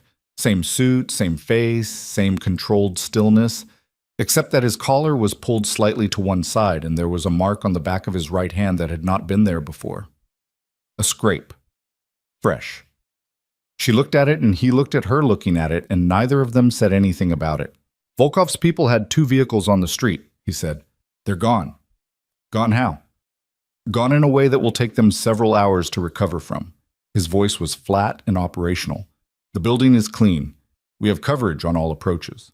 For tonight, you're safe. And tomorrow, he sat down in the chair by the window, and for the first time since the phone call, she saw the exhaustion. Not the physical kind, though that was there too, but the kind that came from sustained high-level threat assessment, from running calculations about things that mattered more than operations. He sat with his elbows on his knees and looked at the floor and said, Tomorrow, we need to move faster than Volkov moves. The document, she said. I have people working on it. He looked up at her. The copy Ryu passed to Volkov is on a physical drive. He hasn't transferred it electronically. Too traceable. He was going to hand it to a contact who would deliver it to Yoon's office in the morning. That contact is currently unavailable. Kamari looked at him. Unavailable. Having a difficult evening. He said it without emphasis. There are 2 other copies we know of. One is on Ryu's personal device, which is in my possession. One is in Volkov's secondary location in Mappo. A pause. The Mappo copy is the problem. Why?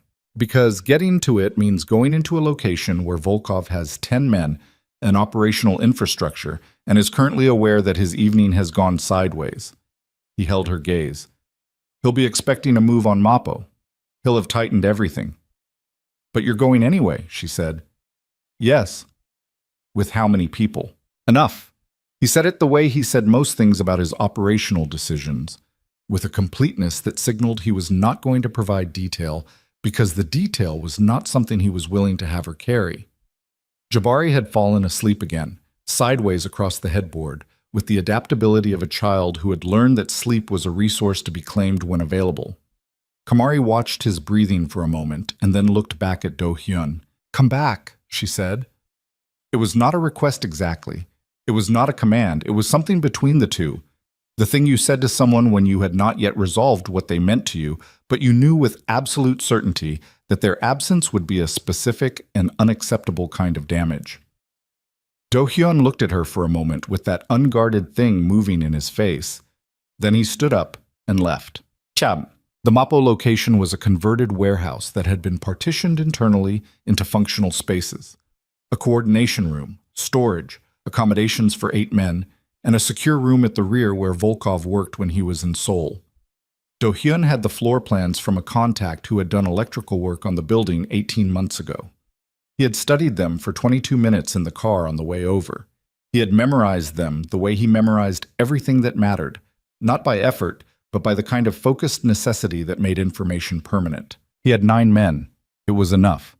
It was going to have to be enough. They went in through the loading dock at the rear, which was the approach Volkov would expect least because it was the most structurally exposed. The logic of the unexpected was its own protection.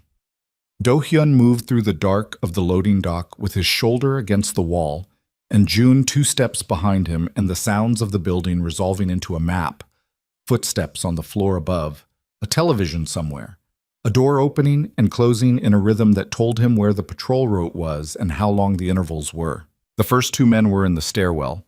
They were dealt with quickly and quietly the way Do-hyun's people handled these situations, not with unnecessary violence, but with the specific efficiency of men who had done this enough times to remove the hesitation that made it messy. Do-hyun stepped over the second man and kept moving. The coordination room was on the second floor.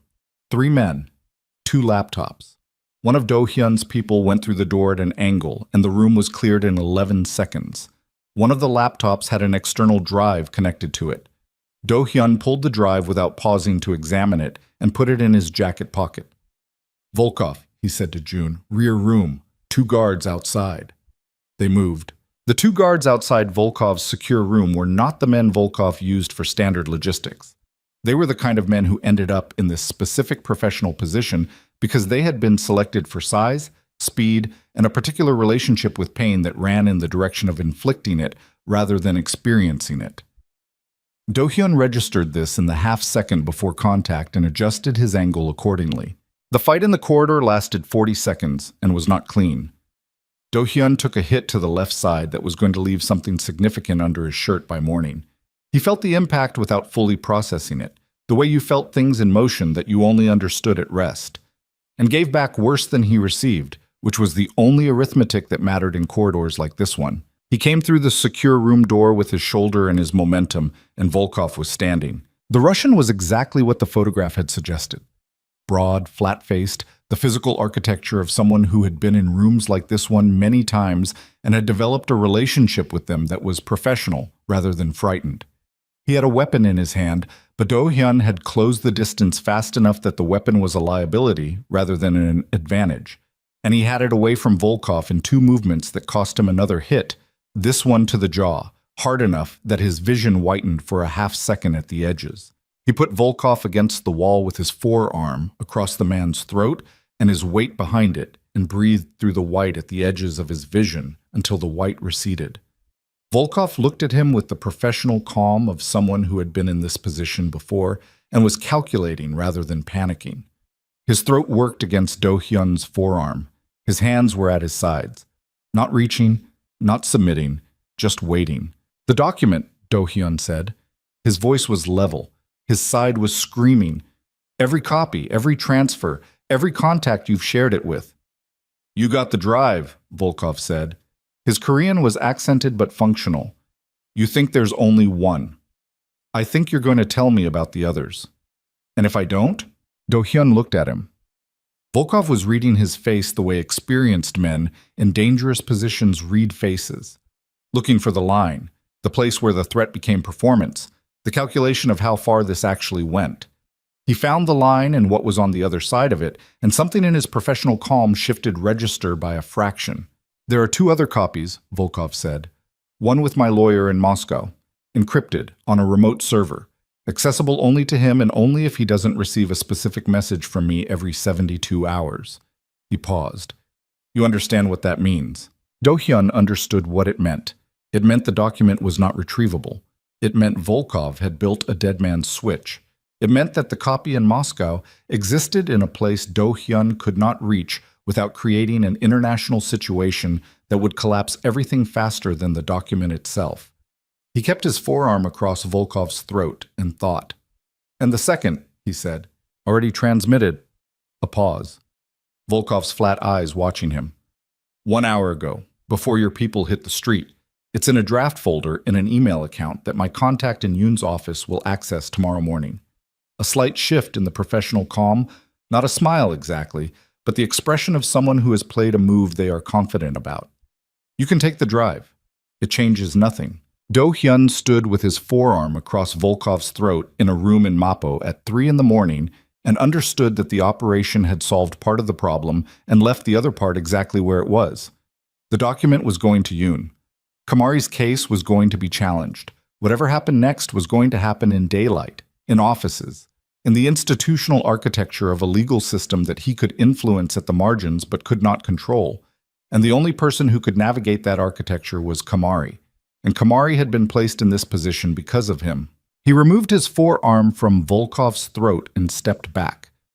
Volkov straightened, looked at him. "You're not going to—" "If Jabari Omandi or Kamari Omandi is touched," Do Hyun said, "in any way, by any person connected to your organization or acting on your instruction, the conversation we're having right now will be the most comfortable experience of the rest of your time in Seoul." He said it without heat. "That's not a threat.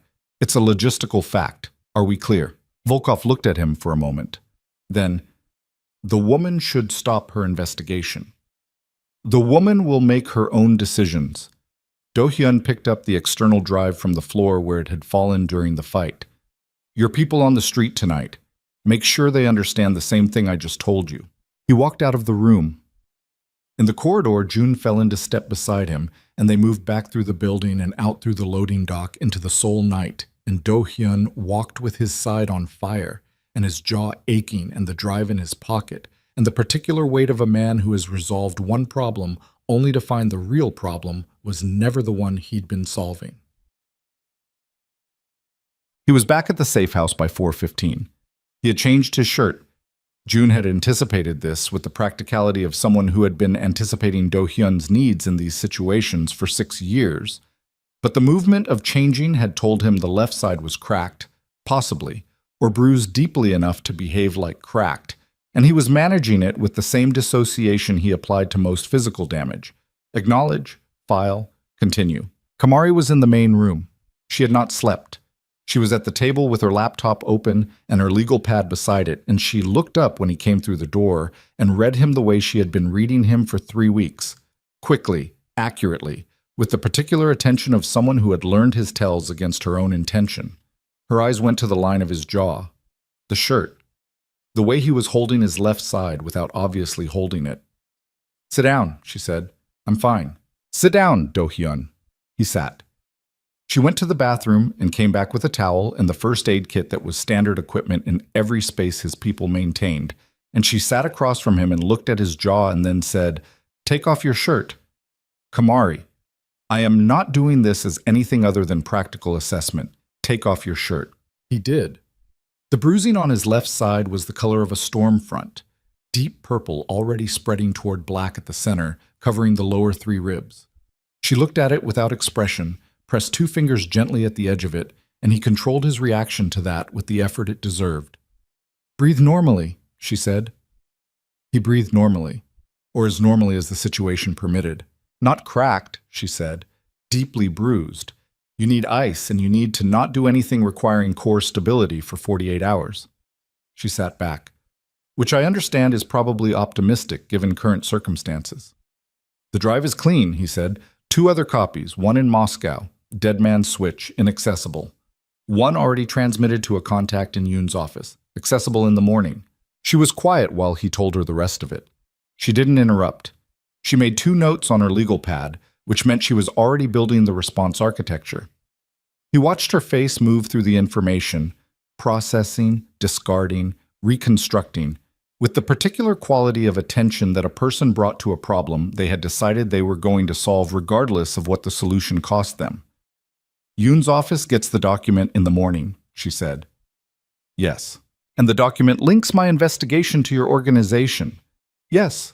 But the document also contains, she said slowly, your own detailed financial analysis of the Meridian network, including their pressure points, including the 2 payments your sub-lieutenants accepted 18 months ago, and the fact that you terminated that relationship and returned the money. She looked at him. If the document goes to Yoon, it exposes me, but it also exposes them, the network's full soul financial structure, corroborated by your internal analysis. She paused. That's not only a problem. That's also evidence. Do-hyun looked at her. If I can get to Yoon before his contact delivers the document, she said, if I can present the document to him myself, not as something being used against me, but as something I'm submitting as part of my case, it changes the frame entirely. I'm not the subject of the disclosure. I'm the source of it. She was moving through the logic quickly now, the lawyer's mind finding the angles. The association between my investigation and your organization becomes documented cooperation rather than undisclosed compromise. It's still complicated. It's still going to draw scrutiny, but it doesn't end the case. It reframes it. You'd be walking into Yoon's office and handing him documentation that includes my name, Do-hyun said. Yes. Voluntarily. Yes. He looked at her. That exposes me to prosecution. It exposes certain financial activities to scrutiny, she said carefully. The terminated payment, the knowledge of network operations. It's complicated, Do-hyun. I won't pretend it isn't, but it's less damaging than Volkov's framing, and it's the truth. A documented version of the truth. She held his gaze. I told you I needed you to use your power to help rather than harm.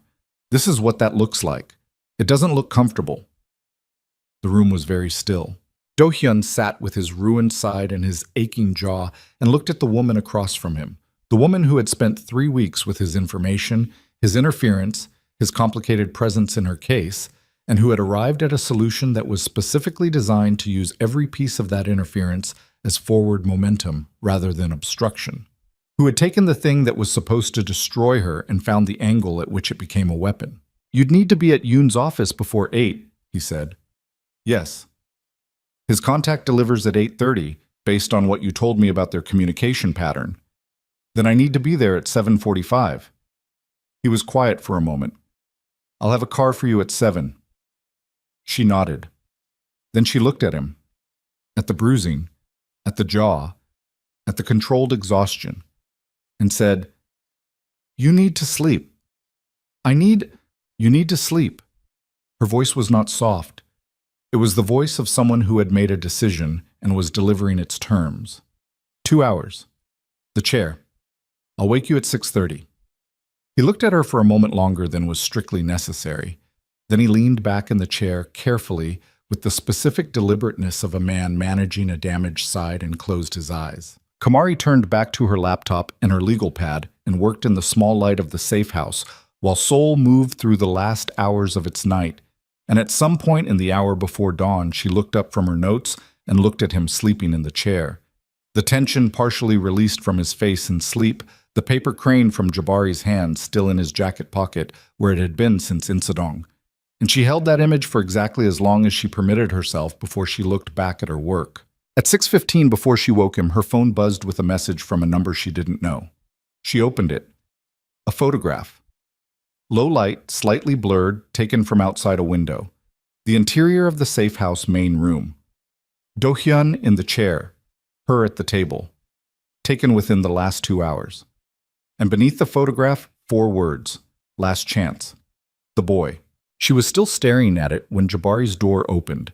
He stood in the doorway in his socks and his sleep-wrinkled shirt, blinking, and then he focused on her face and said, Mom. And then from somewhere below the building, barely audibles, the sound from below the building was a door, a service entrance, metal, the kind that rang when it opened fast against its frame. Then footsteps, multiple, moving with purpose, not the measured pace of building staff. Do-hyun was awake before Kamari could reach him, not startled awake, present awake, the kind of waking that bypassed grogginess entirely, because somewhere in his nervous system, the architecture of alertness never fully powered down. He was on his feet in one movement, his hand already at the phone in his pocket. And he read Kamari's face and then the phone in her hand, and she turned the screen toward him. The photograph. The 4 words. He looked at it for exactly 2 seconds. Then he crossed to Jabari in the doorway, crouched down, and said, "I need you to do exactly what I say, right now." Jabari looked at him with clear eyes and said, "Okay." "Bathroom, lock the door. Don't open it until your mother's voice." Jabari looked at his mother. She nodded once. He went, without running, without panic, with the particular focused calm of a child who had understood for several days that the situation had real weight and had been waiting to be given something useful to do with that understanding. The bathroom door closed and the lock turned. Do-hyun straightened and was already calling June when the stairwell door at the end of the hall opened. 2 men. Not Volkov's standard logistics personnel. These were the other kind, the kind that got selected for specific purposes. The first one was inside the hall before Do-hyun had the phone to his ear, and the second was 3 steps behind him, and the distance between them and the safe house room was 15 feet in closing. Do-hyun moved toward them. Not away. Toward. Kamari understood the logic in the half-second she had to understand it. The room was behind him, the bathroom was behind her, Jabari was behind the bathroom door, and every foot of distance Do-hyun could create between the threat and that door was a foot that mattered. She stepped back against the bathroom door and braced her feet and became what she needed to be, which was the last thing standing between her son and anyone who reached her. The fight in the hallway was brutal and fast, and not the kind of thing that had choreography. Do-hyun took the first man at full momentum, inside his reach, and what followed was the kind of close-quarters violence that was less about skill than about willingness. The willingness to absorb impact in order to deliver it, to accept damage in the service of outcome. His side screamed. He ignored it in the way he had been ignoring it since Mappo, the way you ignored a fire in a room you needed to pass through. The second man got past him. Not far. 4 steps. Kamari hit him with her elbow at the angle of his jaw. Not a trained strike, a desperate accurate one, the kind that landed because desperation had better geometry than training, and the impact bought 3 seconds in which Do-hyun got his arm around the man's neck from behind, and the 3 seconds became enough. The hallway was quiet. Do-hyun was breathing hard. His left side had moved from screaming to something past screaming, something that had become a sustained white frequency he was operating behind. He stood in the hallway and looked at Kamari, and she looked at him. And they were both breathing, and the morning light was starting at the end of the corridor, and neither of them said anything for a moment. "Mom," Jabari's voice calm through the bathroom door. "Is it done?" Kamari leaned her forehead against the door for 1 second. 1 second only. Then she straightened. "Yes, baby. Come out." The lock turned. June arrived 7 minutes later with 2 additional men and the information that Volkov had moved his remaining sole personnel in the last hour, consolidating, pulling back to the freight facility in Namdaemun. Do-hyun listened to this and made 3 decisions in the time it took to listen. First, Kamari and Jabari were moving again now to a location that had not been used for anything connected to this situation. Second, the freight facility needed to be addressed before Yoon's office opened. Third, he was going to do the second thing himself because the alternative was sending men into a situation he hadn't scouted on the strength of information that was 6 hours old, and that was the kind of arithmetic that produced the wrong answer. He told Kamari the first decision. She looked at him, and then at Jabari, and then back at him. "And you," she said. "I have something to finish." Do-hyun, Kamari. He said her name the way he had said it in Nairobi, 10 years ago, the handful of times he had used it as its own complete sentence. "I need you to be at Yoon's office at 7:45, with the document, everything we discussed." He held her eyes. "Can you do that?" She looked at him for a long moment, at the jaw, the side he was holding with one arm now, without attempting to conceal it, the controlled exhaustion that was past the point of control, and said, "You have to come back." "I know." "That's not a preference. That's a condition." Something moved through his face. "I understand the terms," he said. And then, because it was true and because he was done managing what was true, "Jabari needs his father to come back, and I need—" He stopped. The sentence had more in it than he was going to say in a hallway at 6 in the morning with his side broken and his son watching from the bathroom doorway. I'll be there. Jabari walked up to him and hugged him. Not the hesitant hug of a child still calibrating, the full committed hug of someone who had made a decision about what this person meant and was acting on it. Do-hyun's hand came up and held the back of his son's head, and his eyes closed for exactly 3 seconds, and then he straightened and June was at the end of the corridor, and they moved. The freight facility in Namdaemun was a working building, trucks in the loading yard, legitimate staff arriving for the early shift. The kind of operational cover that Volkov maintained with the discipline of someone who had survived in this profession for 20 years by making his business indistinguishable from the ordinary machinery of commerce. Do-hyun arrived with 6 men at 6:42 and went in through the office entrance because the office entrance was where Volkov would be, and Volkov was the only conversation that mattered. The facility was thinned out. Volkov had pulled his people back but not replaced them, which meant he was in a defensive posture, minimizing exposure, preparing an exit. Do-hyun moved through the building with the floor plan he had memorized from the structural files his people had pulled overnight, and found Volkov in the rear office with 2 men and a laptop and luggage that said he had already decided Seoul was finished. The 2 men were removed from the room with the efficiency that Do-hyun's people had demonstrated consistently across a very long night. Volkov looked at Do-hyun across the desk and read the situation and said, "You look terrible."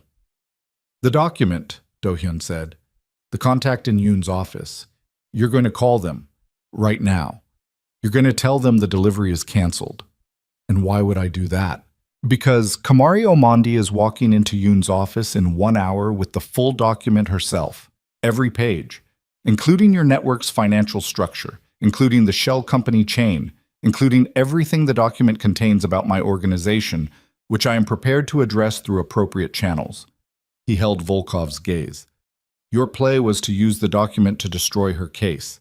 If she submits it herself, you lose that. The document becomes her evidence, not your weapon." Volkov was quiet for a moment. The professional calm was operating, calculating. "She's prepared to expose your financials voluntarily." "Yes." That's a slight pause. "That's not a move I expected." "I know." Do-hyun looked at him steadily. "Make the call. Cancel the delivery. Take your people and leave Seoul. The network's financial operations in Korea are over regardless. The prosecution is going to happen with or without your interference, and continuing to operate here is now more expensive than it's worth. You're asking me to walk away from 4 years of infrastructure. I'm telling you that the alternative is that I dismantle it piece by piece while the Korean prosecutors build a case from the documentation Kamari submits this morning, and you spend the next 18 months managing an international prosecution from whichever jurisdiction you run to." Do-hyun paused. "You're a practical man. Run the numbers." Volkov looked at him for a long time. Then he picked up his phone. The call lasted 90 seconds. When it was done, Volkov set the phone on the desk and said, "The delivery is canceled. My contact will not be in that office this morning." "The Moscow copy," Do-hyun said. "The dead man's switch remains where it is. It's insurance, not a weapon, if your lawyer submits the document herself." Volkov closed the laptop. "We're done in Seoul. You have my word on that for whatever it's worth." "It's worth exactly what it costs you to break it," Do-hyun said. "We both know what that cost is." He left Volkov to his luggage and his exit and walked back through the freight facility into the early morning light of Namdaemun with his side burning and his jaw aching and the particular exhaustion of a man who had been running on the wrong kind of fuel for 20 hours and had arrived, finally, at the place where the running stopped. He called Kamari. "It's done. Go." Prosecutor Yoon arrived at his office at 7:50 and found Kamari Omandi already in the waiting area with a document folder and an expression that said she had been there long enough to have formed opinions about the quality of the institutional coffee. His assistant looked apologetic. Yoon looked at Kamari and read what was in her face and said, "Come in." She put the folder on his desk. "This is the complete version of the document your office was going to receive this morning from an anonymous source," she said. "I'm submitting it myself, voluntarily, with full disclosure of every contact and information source it references." She sat down across from him without being invited to. "The financial chain connecting Sung'an Logistics to the Meridian network is complete and documented. The shell company structure is mapped. The laundering mechanism is here.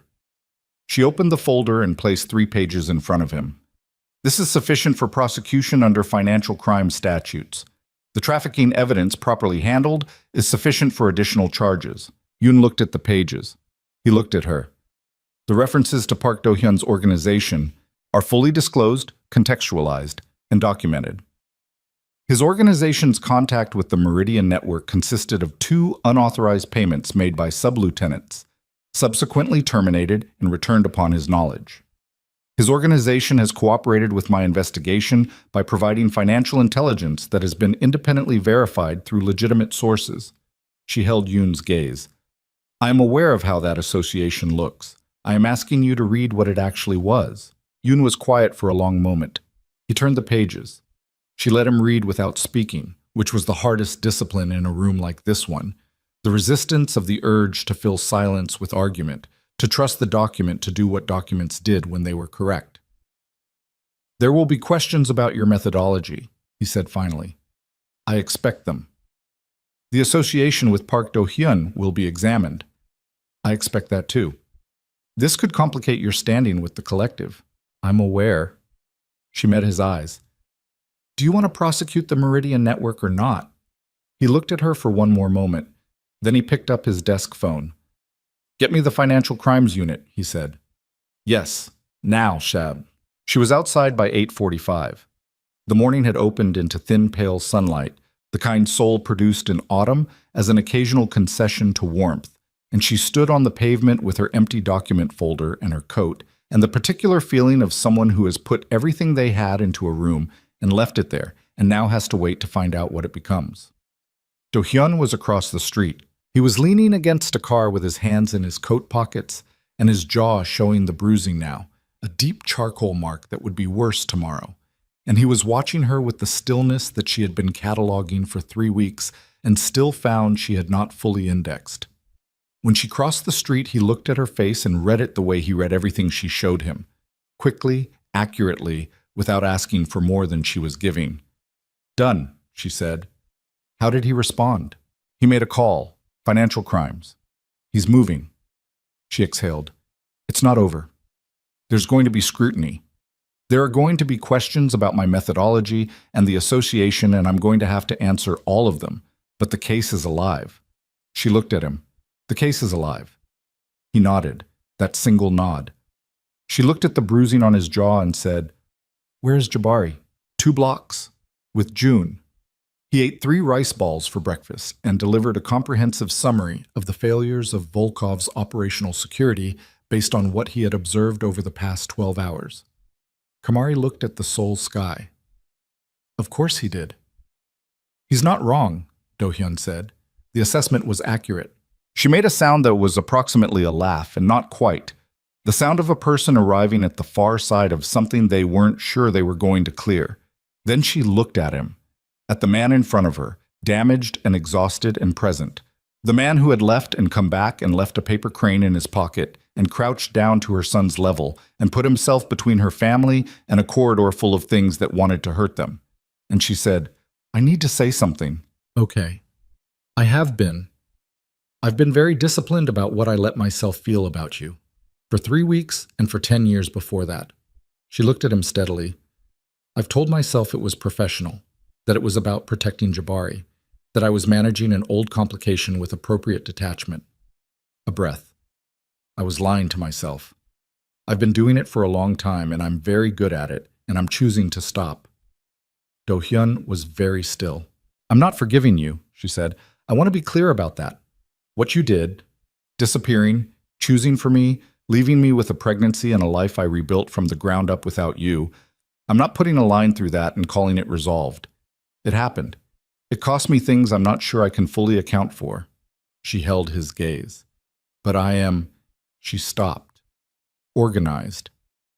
I am choosing to be in the same place as you, going forward, whatever that means and wherever it goes and at whatever pace it goes. I'm choosing to be present for it instead of managing it from behind glass. Do-hyun looked at her for a long moment. I don't know how to do this, he said. I want to be honest about that. I know how to run an organization. I know how to solve problems with finality. I know how to protect people and make decisions and manage situations that most people would not be able to manage. A pause. I don't know how to be a partner. I don't know how to be a father in the daily sense, the ordinary sense. I've been learning in 3-week increments, and I understand that's not sufficient. I know, she said. I'm going to make mistakes. I know that too. What I am is not going to change entirely. I can change the way I use it. I have been changing the way I use it, but the infrastructure doesn't disappear. I know what you are, she said. I've known for 3 weeks. I submitted a document this morning that documented it to a Korean prosecutor. I am not under any illusions. She looked at him. I'm also not going to pretend that what you did last night was nothing, that what you've been doing for 3 weeks is nothing. Jabari has a father who knows how he stands and how he thinks and how he worries. That's not nothing, Do-hyun. That is not nothing. He looked at her, and the unguarded thing was in his face fully now. No composition over it. No professional stillness managing it.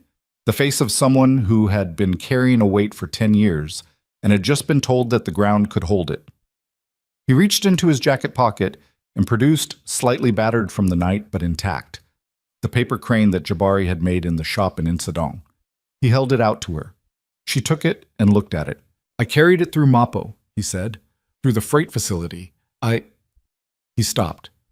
I wanted something that was his when it was... He stopped again. She looked at the small, imperfect crane in her palm, and then up at him, and then, because she was done with the glass and done with the management and done with the disciplined distance, she stepped forward and put her arms around him carefully, minding his side, and he stood very still for one moment in the way of someone who had not been held without strategy for a very long time, and then his arms came around her and they stood on the pavement in the thin sole autumn sunlight, and she felt him exhale, a long, deep exhale, the kind that had been waiting for years for the right place to land. Yeah. Jabari came around the corner with June 2 steps behind him, assessed the situation in front of him with the clear eyes of a child who had known this was coming, and said, "Finally." Kamari laughed against Do-hyun's shoulder, a real laugh, the kind she hadn't produced in several days. She stepped back and looked at her son. I have opinions about the timeline, Jabari said, walking toward them. But I'm choosing not to share them right now because contextual awareness is important. I appreciate that, Do-hyun said. Jabari stopped in front of them and looked at Do-hyun with the assessment face, and then at the bruising on his jaw with the specific scrutiny of someone conducting a damage report. Does it hurt? Yes. Does it hurt more than you're saying? A pause. Yes. Jabari nodded, satisfied with the honesty. You should eat something. You look like you've been awake for 30 hours. 28. That's worse, not better.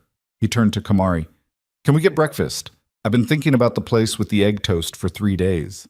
Kamari looked at her son, her 9-year-old son who had spent a night in a safe house bathroom, and emerged to critique a man's physical condition and advocate for egg toast, and felt the specific particular love that had no adequate language, the love that was also terror and also exhaustion and also the deepest available form of gratitude, all of it at once, all of it always. Yes, she said. We can get breakfast.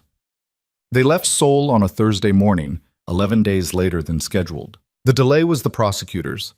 The financial crimes unit had moved faster than anyone expected. The Sungon chain had collapsed inward like a building whose supports had been removed cleanly, and 4 arrests had been made in the first week, 2 more in the second. The document Kamari had submitted to Yoon was now part of the official case record. The questions about methodology had been asked and answered, and the association with Do-hyun's organization had been examined and documented and classified as a disclosed cooperation rather than an undisclosed conflict of interest, which was exactly the framing she had walked into Yoon's office to establish. It had cost her something. There were people in the collective who were uncomfortable with the association, who would continue to be uncomfortable with it, and she was going to have to manage that discomfort for a period of time she couldn't yet quantify. That was the price of the side door. She had known it when she opened it. She paid it without complaint because 4,000 people was still the number, and the number still required consequence. And the consequence was now moving through the legal system of the Republic of Korea with the particular unstoppable momentum of documented financial evidence in the hands of prosecutors who had decided to use it. The trafficking network's sole operations were over. Volkov was gone, Belgrade, according to Do-hyun's intelligence, and facing separate legal pressure from European authorities who had been building their own case for longer than Kamari had been in Seoul. The dead man's switch in Moscow remained where it was, inert now, a document about a situation that had already been disclosed, its power as a weapon spent. The morning of their departure, Do-hyun came to the hotel, the original Shilla to which they had returned after the safe house. The disruption absorbed by Jabari as another entry in the catalog of interesting experiences, and he sat at the edge of Jabari's bed while Jabari packed with the meticulous organization of a child who categorized his belongings by frequency of use, and he did not say much. He handed Jabari things that needed to be packed. He answered questions about whether certain books would survive the flight in a carry-on or needed to be in checked luggage. He tied the crane to the outside of Jabari's backpack using a piece of cord, attaching it through the tail so it would travel with him. Jabari looked at the crane on his backpack and then at Do-hyun and said, "You're coming to visit?" "Yes." "When?" "6 weeks. I'll come to Nairobi." Jabari considered this timeline with the seriousness it deserved. "That's acceptable," he said. "There are things I want to show you." "I know." Do-hyun looked at his son. "I want to see all of them." Jabari returned to packing with the decisiveness of someone who has received adequate information and is now processing it into plans. Do-hyun stood and went into the main room where Kamari was doing the final pass for forgotten items, the specific spatial check of a traveler who has done this enough times to have developed a protocol for it. She found a notebook under the bed that Jabari had missed and set it on top of his bag without comment. Then she straightened and looked at Do-hyun. 6 weeks, she said. 6 weeks. And after that? And after that, we figure out what after that looks like. He held her gaze. 1 day at a time. No promises I can't keep. No disappearing. He paused. I don't know what the shape of this is going to be, but I know I'm not going to make the same choice I made in Nairobi. I'm done making that choice. She looked at him for a long moment. Then she walked to him and put her hand on his face, carefully, on the undamaged side, and looked at him the way she hadn't let herself look at him in 10 years, without the glass, without the management, with the full weight of what was true. I know who you are, she said. I'm not asking you to be different. I'm asking you to be present. There's a difference. I know the difference, he said. Prove it, she said. 6 weeks at a time. He put his hand over hers. They stood like that in the hotel room in Seoul, while Jabari zipped his bag in the next room and the city moved through its Thursday morning outside the window. And it was not a resolution exactly. It was more honest than a resolution, which was that they were two people who had found each other again in the wreckage of choices that could not be undone, and were choosing, with full knowledge of the cost, to stand in the same place and see what could be built from what remained. The flight left at noon.